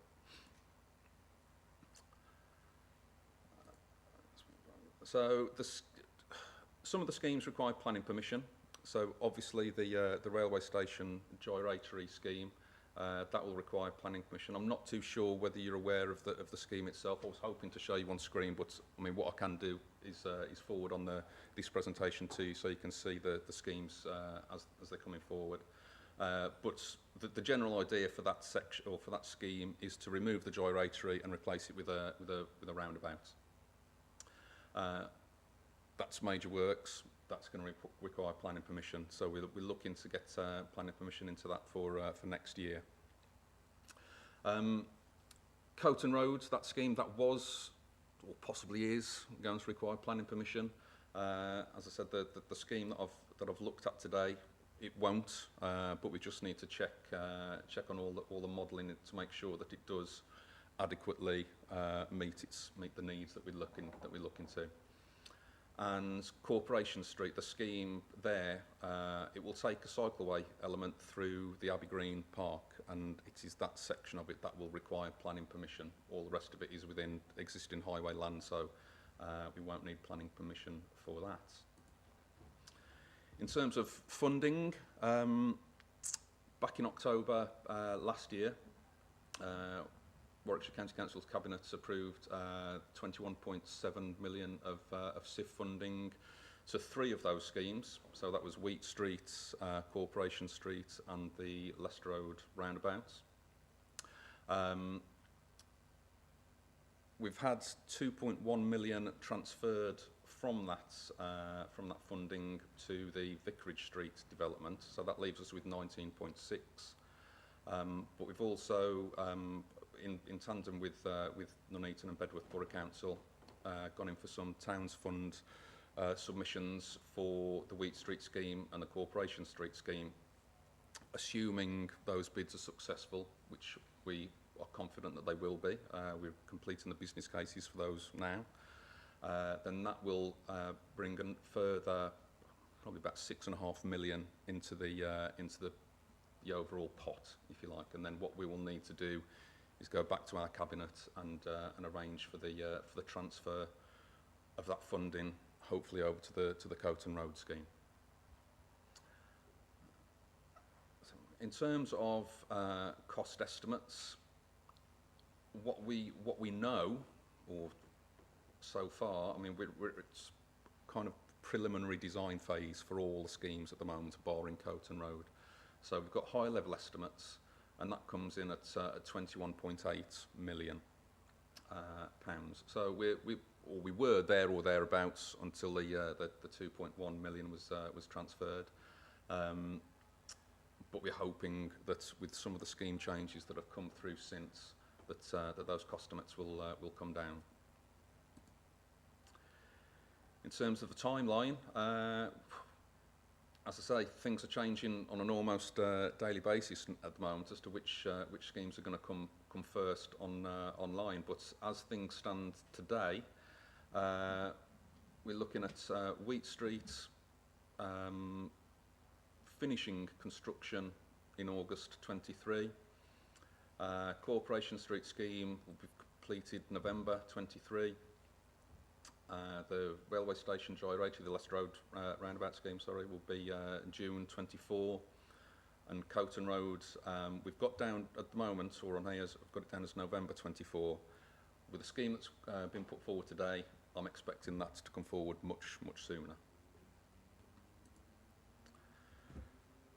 So the bits that I'm probably here for today really is about the air quality, and so we've modelled the air quality impacts using analysis of instantaneous road emissions, and the pollutants calculated were nitrogen, PM10 and carbon. Including the anticipated modal shift, within AQMA1 there's a minimum reduction in pollutants of 0.4%, so it's very, very moderate indeed in terms of AQMA1.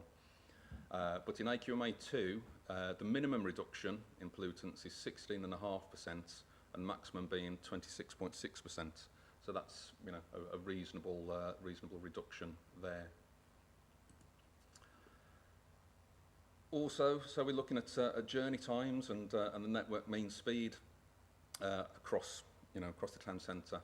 So the model shows that in 2031, if you don't do anything within the AM peak, the average journey time would take 348 seconds. With the Transforming Nuneaton proposals that we're putting in, that reduces down to 272 seconds. So, yeah, almost an 80-second reduction in time there. And then the network mean speed in the 2031 do nothing scenario. The network mean speed is 20 kilometres per hour, but with the Transforming Nuneaton proposals, that rises to 26 miles an hour, 26 kilometres per hour. Sorry. And that's pretty much it in a nutshell. Andrew, do you have anything you want to add?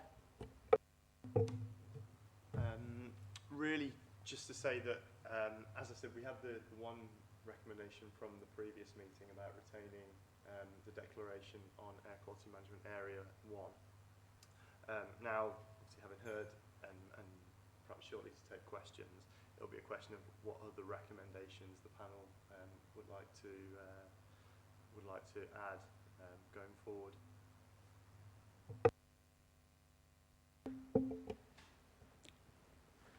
Any member have any questions they wish to put forward?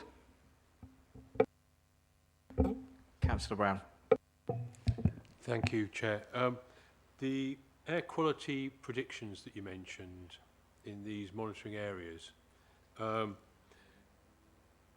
is that based on a mix of car engines as is current, or does it take into account the increasingly likely transition to cars that are hybrid and electric? I mean, it's no big secret that Tesla 3 is the biggest selling car in the UK at the minute. It's outselling the Ford Fiesta and things like that. So it's likely that people's behaviour shifts will actually generate a bigger improvement in air quality than the measures we're putting in place. Is that correct? Yeah, that's right. I mean, the modelling, it doesn't take into account those, that likelihood. It takes into account the existing modes today, and extrapolates that. Andrew. Yeah, if I could just add to what Dan was saying in answer to that question. In the action plan, even without the Transforming Nuneaton programme, there's an anticipation from what you were saying about the improvements in engine technology and the move to electric and that sort of thing, that we anticipate the compliance being achieved regardless. These are measures that are in addition to the, in terms of the action plan, these measures are in addition to us expecting compliance relatively shortly anyway. So even if these measures didn't happen, we would anticipate compliance relatively soon. Councillor Condical. I've always been very concerned by this council only just meeting the 40 micrograms per thingy over the year limit. The evidence from health studies said we were getting about 64 people a year die prematurely in the borough due to air pollution. Some of that is only a shortening of their lives. Yeah, they might be already very ill, and that brings forward yeah, a few weeks or days of life expectancy shortened. But for some people, it'd be quite a serious reduction in life expectancy, and the health of the people is severely compromised in places like Abbey Green. If you ever walk along Midland Road at Corporation Street, and there's places in Bedworth down Newtown Road and things. The air quality is absolutely appalling at the moment, and technology will get that better, but the health understanding has changed so much that we need to get it so much better. The World Health Organization last month reduced its limits from 40 per year to 10 for NO2. There's been a massive change in our science understanding of pollution. And so trying to meet a limit from 20 years ago, which is just about to change in the World Health Organization, yeah, that has to filter through in the next 10 years to UK requirements.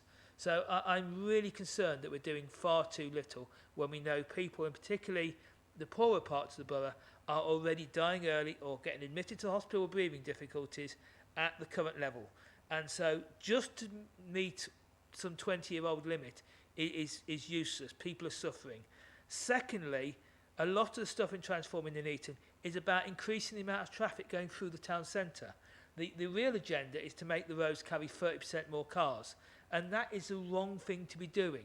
We need to be opening the entrance on the railway station, building stocking forward station, actually getting the modal shift, and there is no money fundamentally for that modal shift. We're not building the bus interchange at the railway station, that's unfunded. We're not building the Wellington station entrance, that's unfunded. We're not building a new railway station at Stocking Forward to stop people even needing to go across town.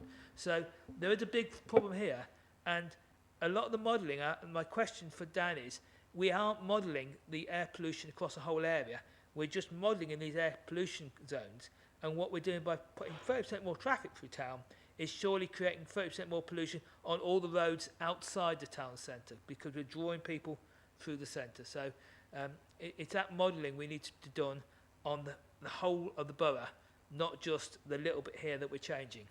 And finally, we really need to change Asda roundabout. Not changing. Coming in from Abbey Green, everything goes to Asda to get petrol or to go to Asda. That is the biggest hold-up going around Nuneaton, not making every other roundabout bigger.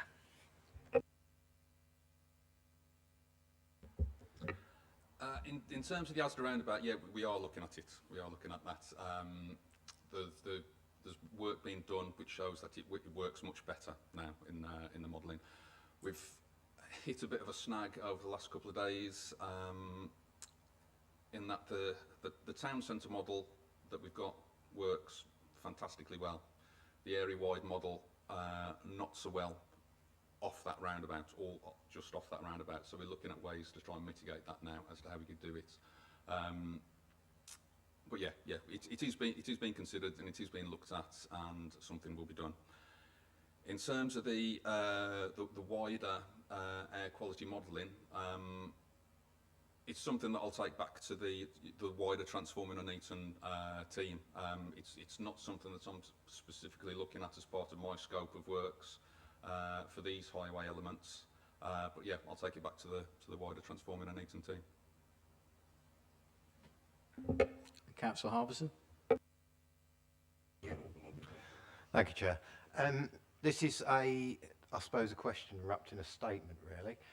Coton Road's my ward, Wenbrook, and I actually live in Ludgate Court, which is on Coton Road.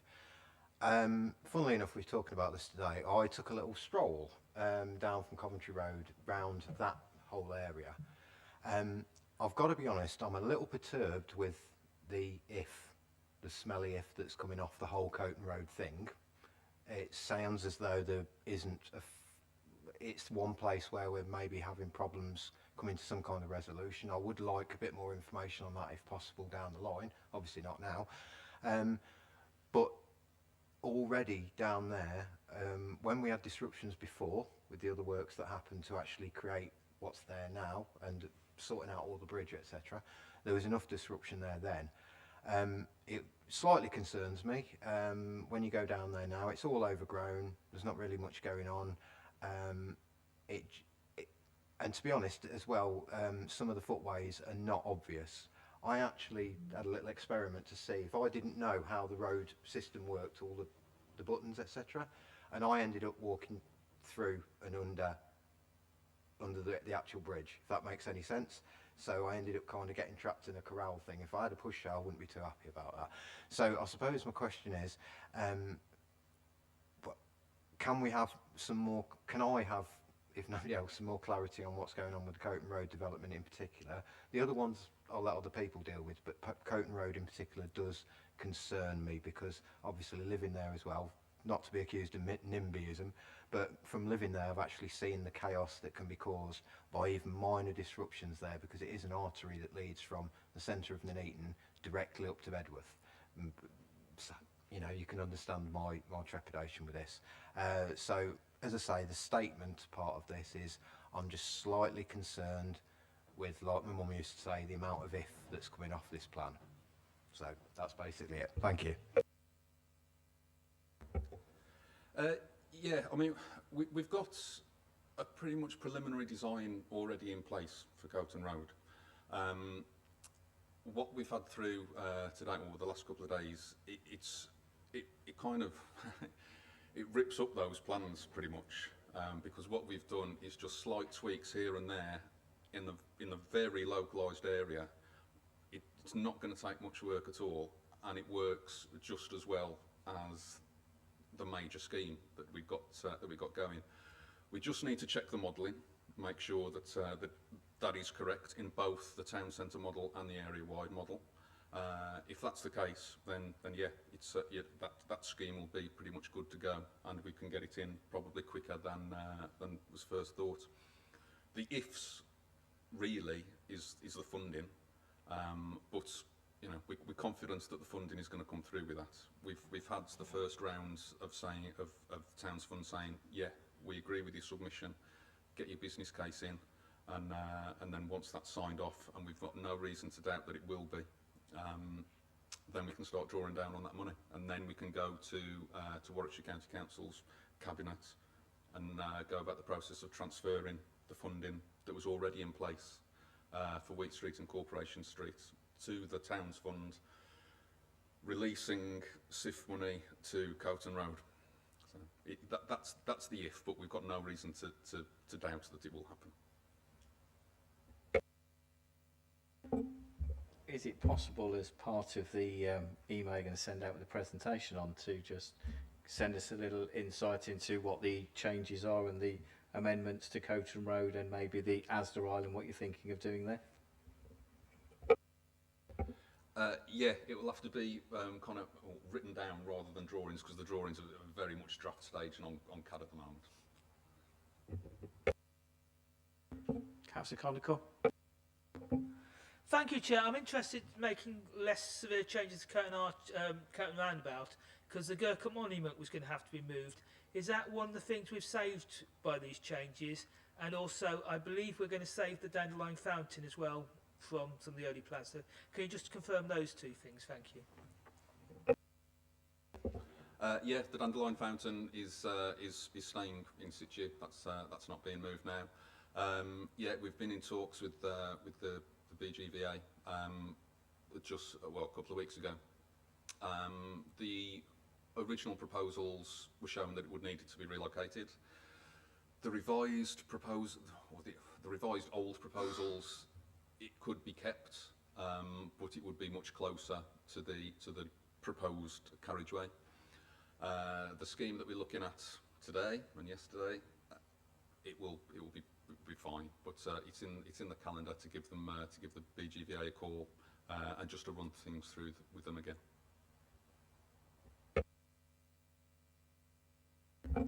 Councillor Downs. Thank you, Chair. Quick one for you. Yeah, it's a question. Okay. I'm from Bedworth, that little town just outside. Yeah. Took me an hour to get here tonight. Absolutely ridiculous. Is there anything in the plan at all to do anything with the end of the A444, that island there? Because from there coming down onto the new the bit where you've done the Coton Arches, absolutely beautiful. Up to there, absolute nightmare, especially if there's an emergency vehicle trying to get through. I mean, an hour to get from Bedworth. Yeah. I know we don't really exist, but we do. All right. Okay, thanks.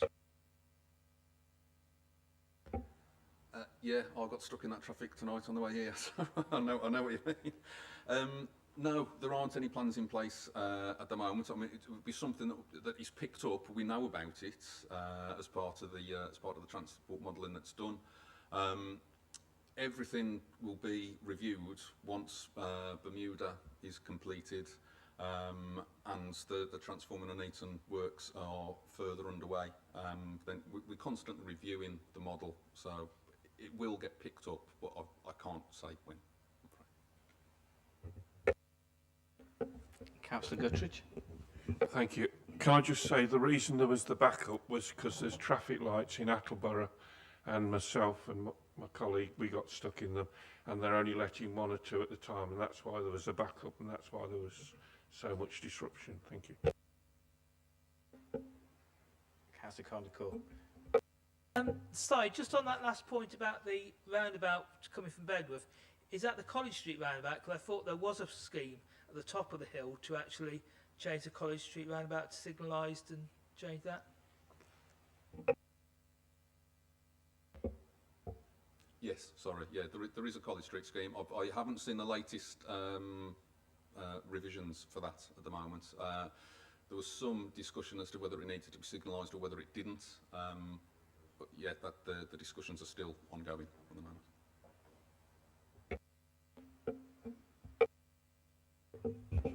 When you say sorry, Chair. When you say the College Street roundabout, which College Street roundabout? Do you mean the one at the top, or the deadly end of College Street stroke Bridge Street one that unfortunately somebody sadly lost their life on not that long ago? Both of them need sorting out because they are both death traps in my humble opinion. And I don't even drive, but trying to cross them as a pedestrian or on a bike, taking your life in your hands, particularly the one at Bridge Street, which is a nightmare. But the other one at the other end as well, the one that's that peculiar Coventry-esque thing where you go down and across, and both of them need looking at. They do need looking at. So anything that can be done would be great, because I've had a few constituents have actually asked me about that, and I say to them, that's unfortunately not my remit. So if we could have some clarity on that as well, that'd be great. Thank you. Yes, both are being looked at as part of the scheme. Thank you. If nobody else has any more questions and Andrew hasn't got anything else he wants to say, I'm going to suggest that we bring this to a close and move on to the next item on the agenda. Thank you very much, Daniel.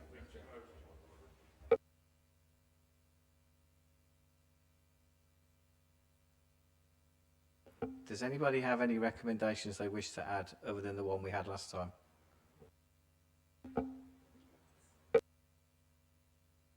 No. Let's move forward then to item number 9 on the agenda, which is the adoption of the refreshed Warwickshire County Council JNSA strategy, which will be presented to us by Katie. Thank you. So the purpose of this report is to provide the panel with an update on the refreshed adopted Warwickshire County Council Joint Strategic Needs Assessment, and also for members of the panel to note and support the promotion and sharing of findings and recommendations of the mental health needs assessment that was conducted by Warwickshire County Council. So the updated Joint Strategic Needs Assessment has been adopted at county level, and we've been asked to update the panel in relation to this. So the key highlights from the report and the updated JSNA strategy. So it seeks to analyse current and future wellbeing needs of the local population. The strategic group had previously agreed to proceed with thematic-based needs assessments following the completion of the place-based JSNAs. They agreed to trial the thematic needs assessment with mental health, given that the draft joint health and wellbeing strategy had this as its priority. So a Warwickshire County Council task and finish group has been developing the mental health needs assessment since September 2020. This is made up of the local authority, clinical commissioning groups, Coventry Warwickshire Partnership Trust, police and third sector representation. So the mental health needs assessment was initiated in November 2020. And this was a partnership approach to needs assessment between the local authorities and NHS organisations across both Coventry and Warwickshire. This allowed a much wider conversation about what data was available and how it was brought together. It led to a survey being carried out in March 2021 alongside several focus groups to help gather qualitative data to help interpret and understand the quantitative analysis from both residents and professionals working within the area of mental health. Results of these can be seen in the report in more detail. So focus groups were conducted with 98 individuals from a range of groups from local authorities to unemployed individuals. Councillor Brown?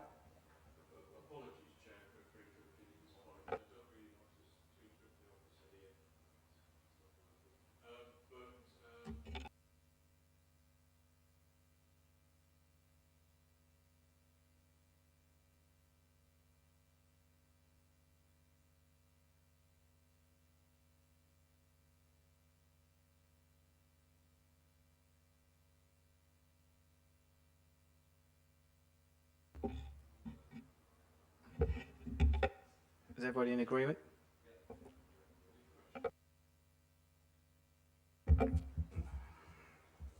There is I'd like to suggest the following recommendation for this report: that the panel note the report and the refreshed JNSA strategy by Warwickshire County Council as the lead agency, with further updates provided to the panel in the future.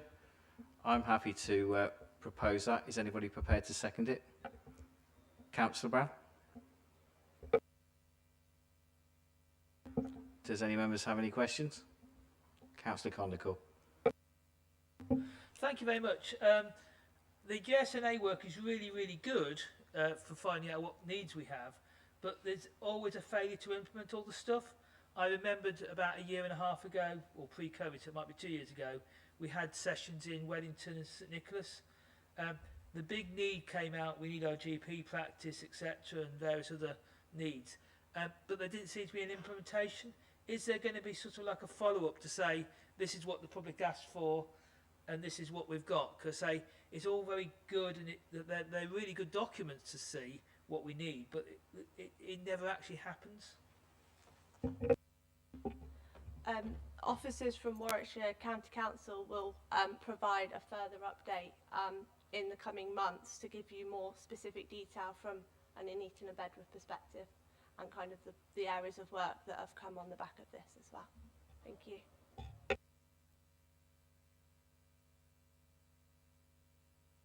Councillor Shepherd.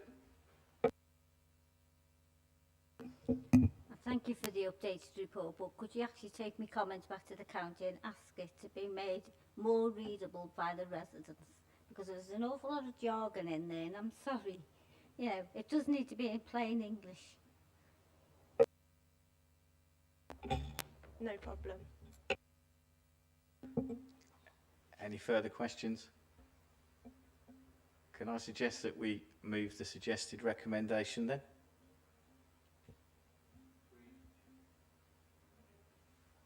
Anybody against? That's carried.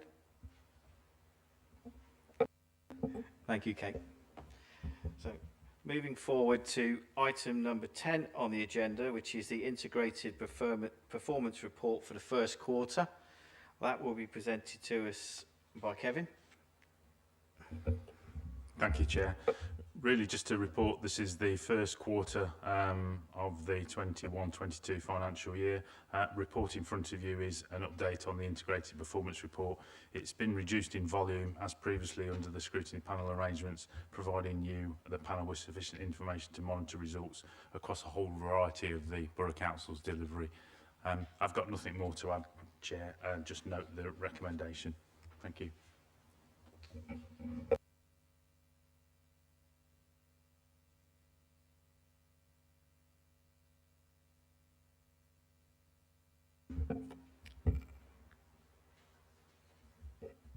The recommendation is that the panel is asked to scrutinise the performance information contained in the report and make any recommendations to the relevant cabinet portfolio holder.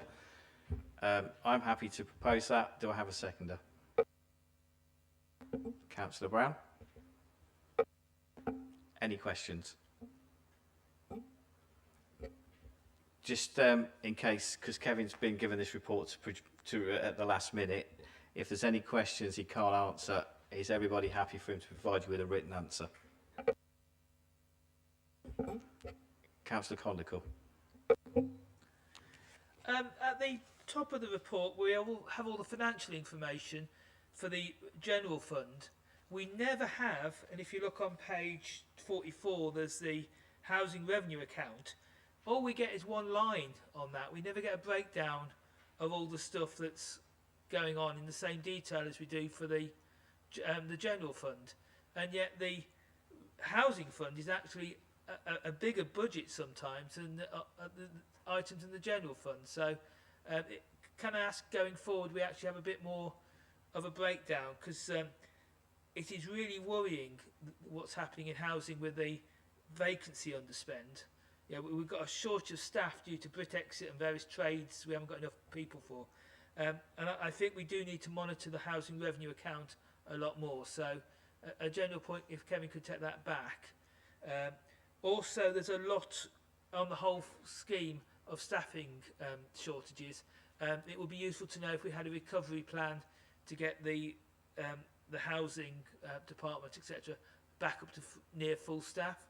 Because we keep underspending, but with underspending means you're not doing the maintenance, or you're not doing this, or you're not doing that. It is not a saving, because it's like not repairing your house. If you don't do enough repair work on your house is worth less. So I think it would be useful to have a steer on that. Thank you, Chair. Are you happy to take those away? Yes, Chair. I'll take those back to the relevant directors and ask for a written response. Thank you. Councillor Downs. Thank you, Chair. Just a quick one for you. Thank you for this, by the way. But can we see some previous data on this as well? Because it's okay saying this is what's happened in 2021 and this, that and the other, but I'd like, just for my own mobility, I suppose you could call it, I'd like to see what was happening 3 years ago and how we've improved things, if that's okay. It's not too bad. Sorry, just to clarify, was that on recruitment or past data across the whole of the report? Okay, so what I can do is ask the committee, because they'll be in the reports that have been presented to OSP before with the previous data, and at Q4 it will have the whole year, so you just need to be directed to where those reports are, and then you can see past data. Okay, thank you.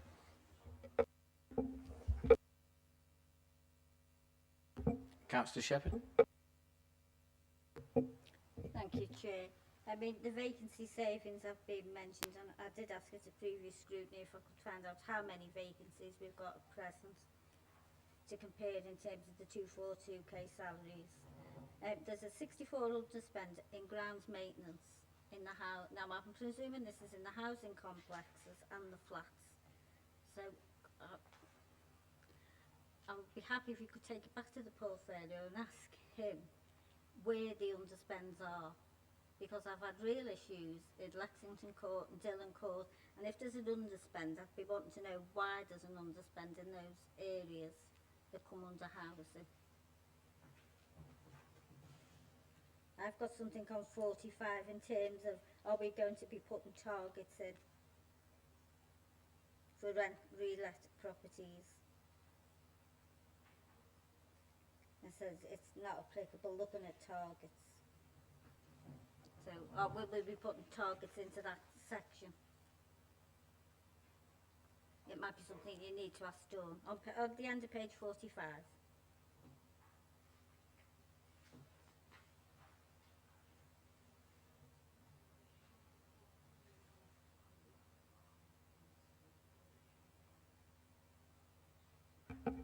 On the underspend, is it the director you would like to come back with an answer, or the portfolio holder? I don't mind which. Just for clarification. I suppose the director might have it more on his fingertips.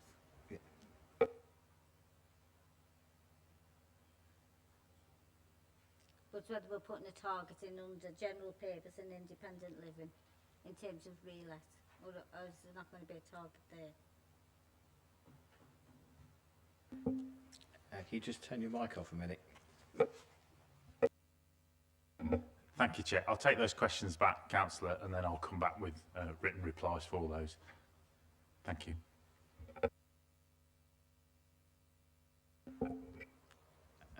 Looking at the report, it would be interesting to see how it compares with Q2, particularly in some of the response times, to see if we've actually had an improvement between Q1 and Q2, so we know where to gauge for Q3.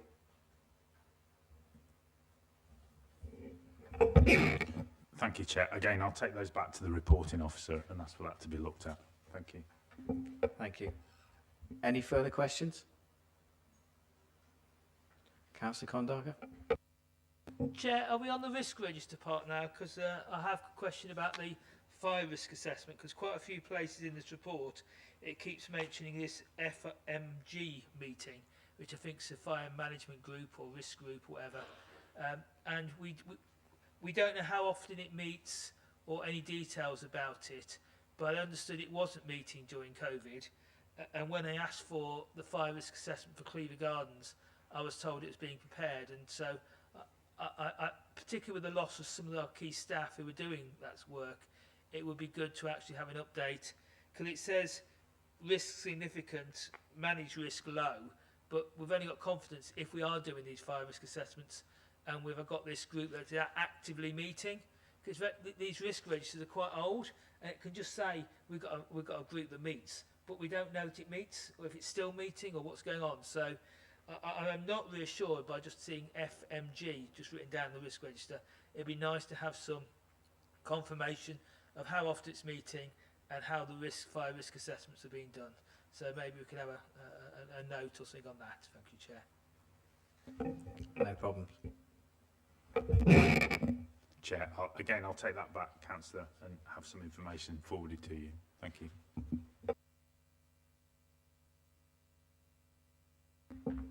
Any further questions? Can I suggest that we move the recommendation? All those in favour? Anybody against? Any abstentions?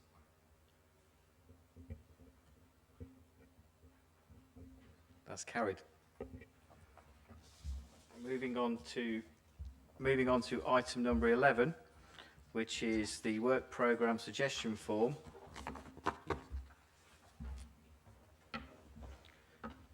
Does anybody have any recommendations on this form following on from the meeting tonight, or is everybody happy for us to move this into the work programme?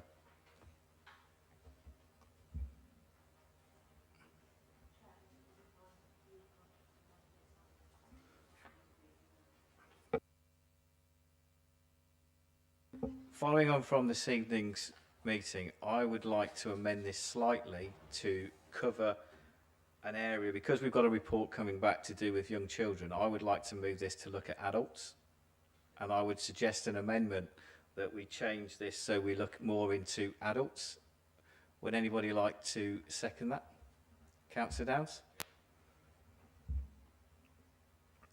I will.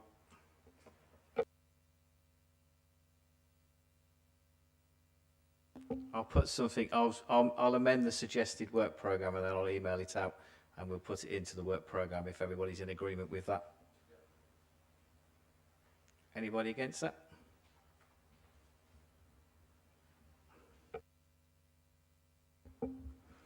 Item number 12 is for noting, which is the forward plan. Does anybody have any questions? Councillor Condarga. Just a quick one. It says Abbey Street development's going to Cabinet in October. I didn't see it on the paperwork for October. Is that happening or? Right, thank you.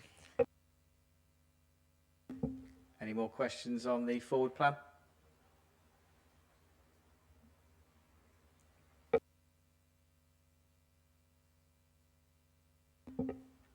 Moving on to item 13, the draft work programme. I would like to propose the work programme. Do we have a seconder? Councillor Downs. Is everybody in agreement with the work plan as it is, or has anybody got any suggestions? Councillor Conduct. Hopefully Councillor Sargent's better to actually attend, but it would be useful to put in the CAMS thing back on our work programme so it's actually written in, so we don't actually get it dropped off and it's right there at the front. Thank you, Chair. We can make that addition. Anybody else got any further questions? Or any further suggestions? Can I move then that we move the work programme forward? Anybody in agreement? Anybody against? And any abstentions? Carried. Item number 14 on the agenda is any other items. Everybody should have been emailed a copy of the briefing from David Eltringham at the George Eliot Hospital. I would just like to remind everybody that if you have any questions that you wish to submit, we need to have the questions in by October the 11th, so we can get those forward for the next scrutiny committee. And if you would like to email them over to Victoria, she will compile a list and get those sent off.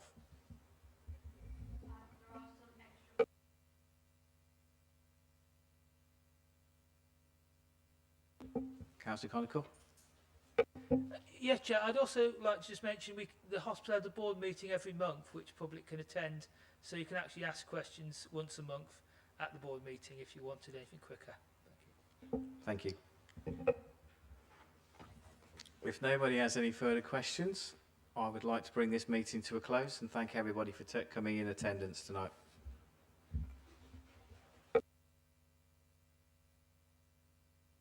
If everybody just sits tight, we will let you know as soon as the live streaming is finished.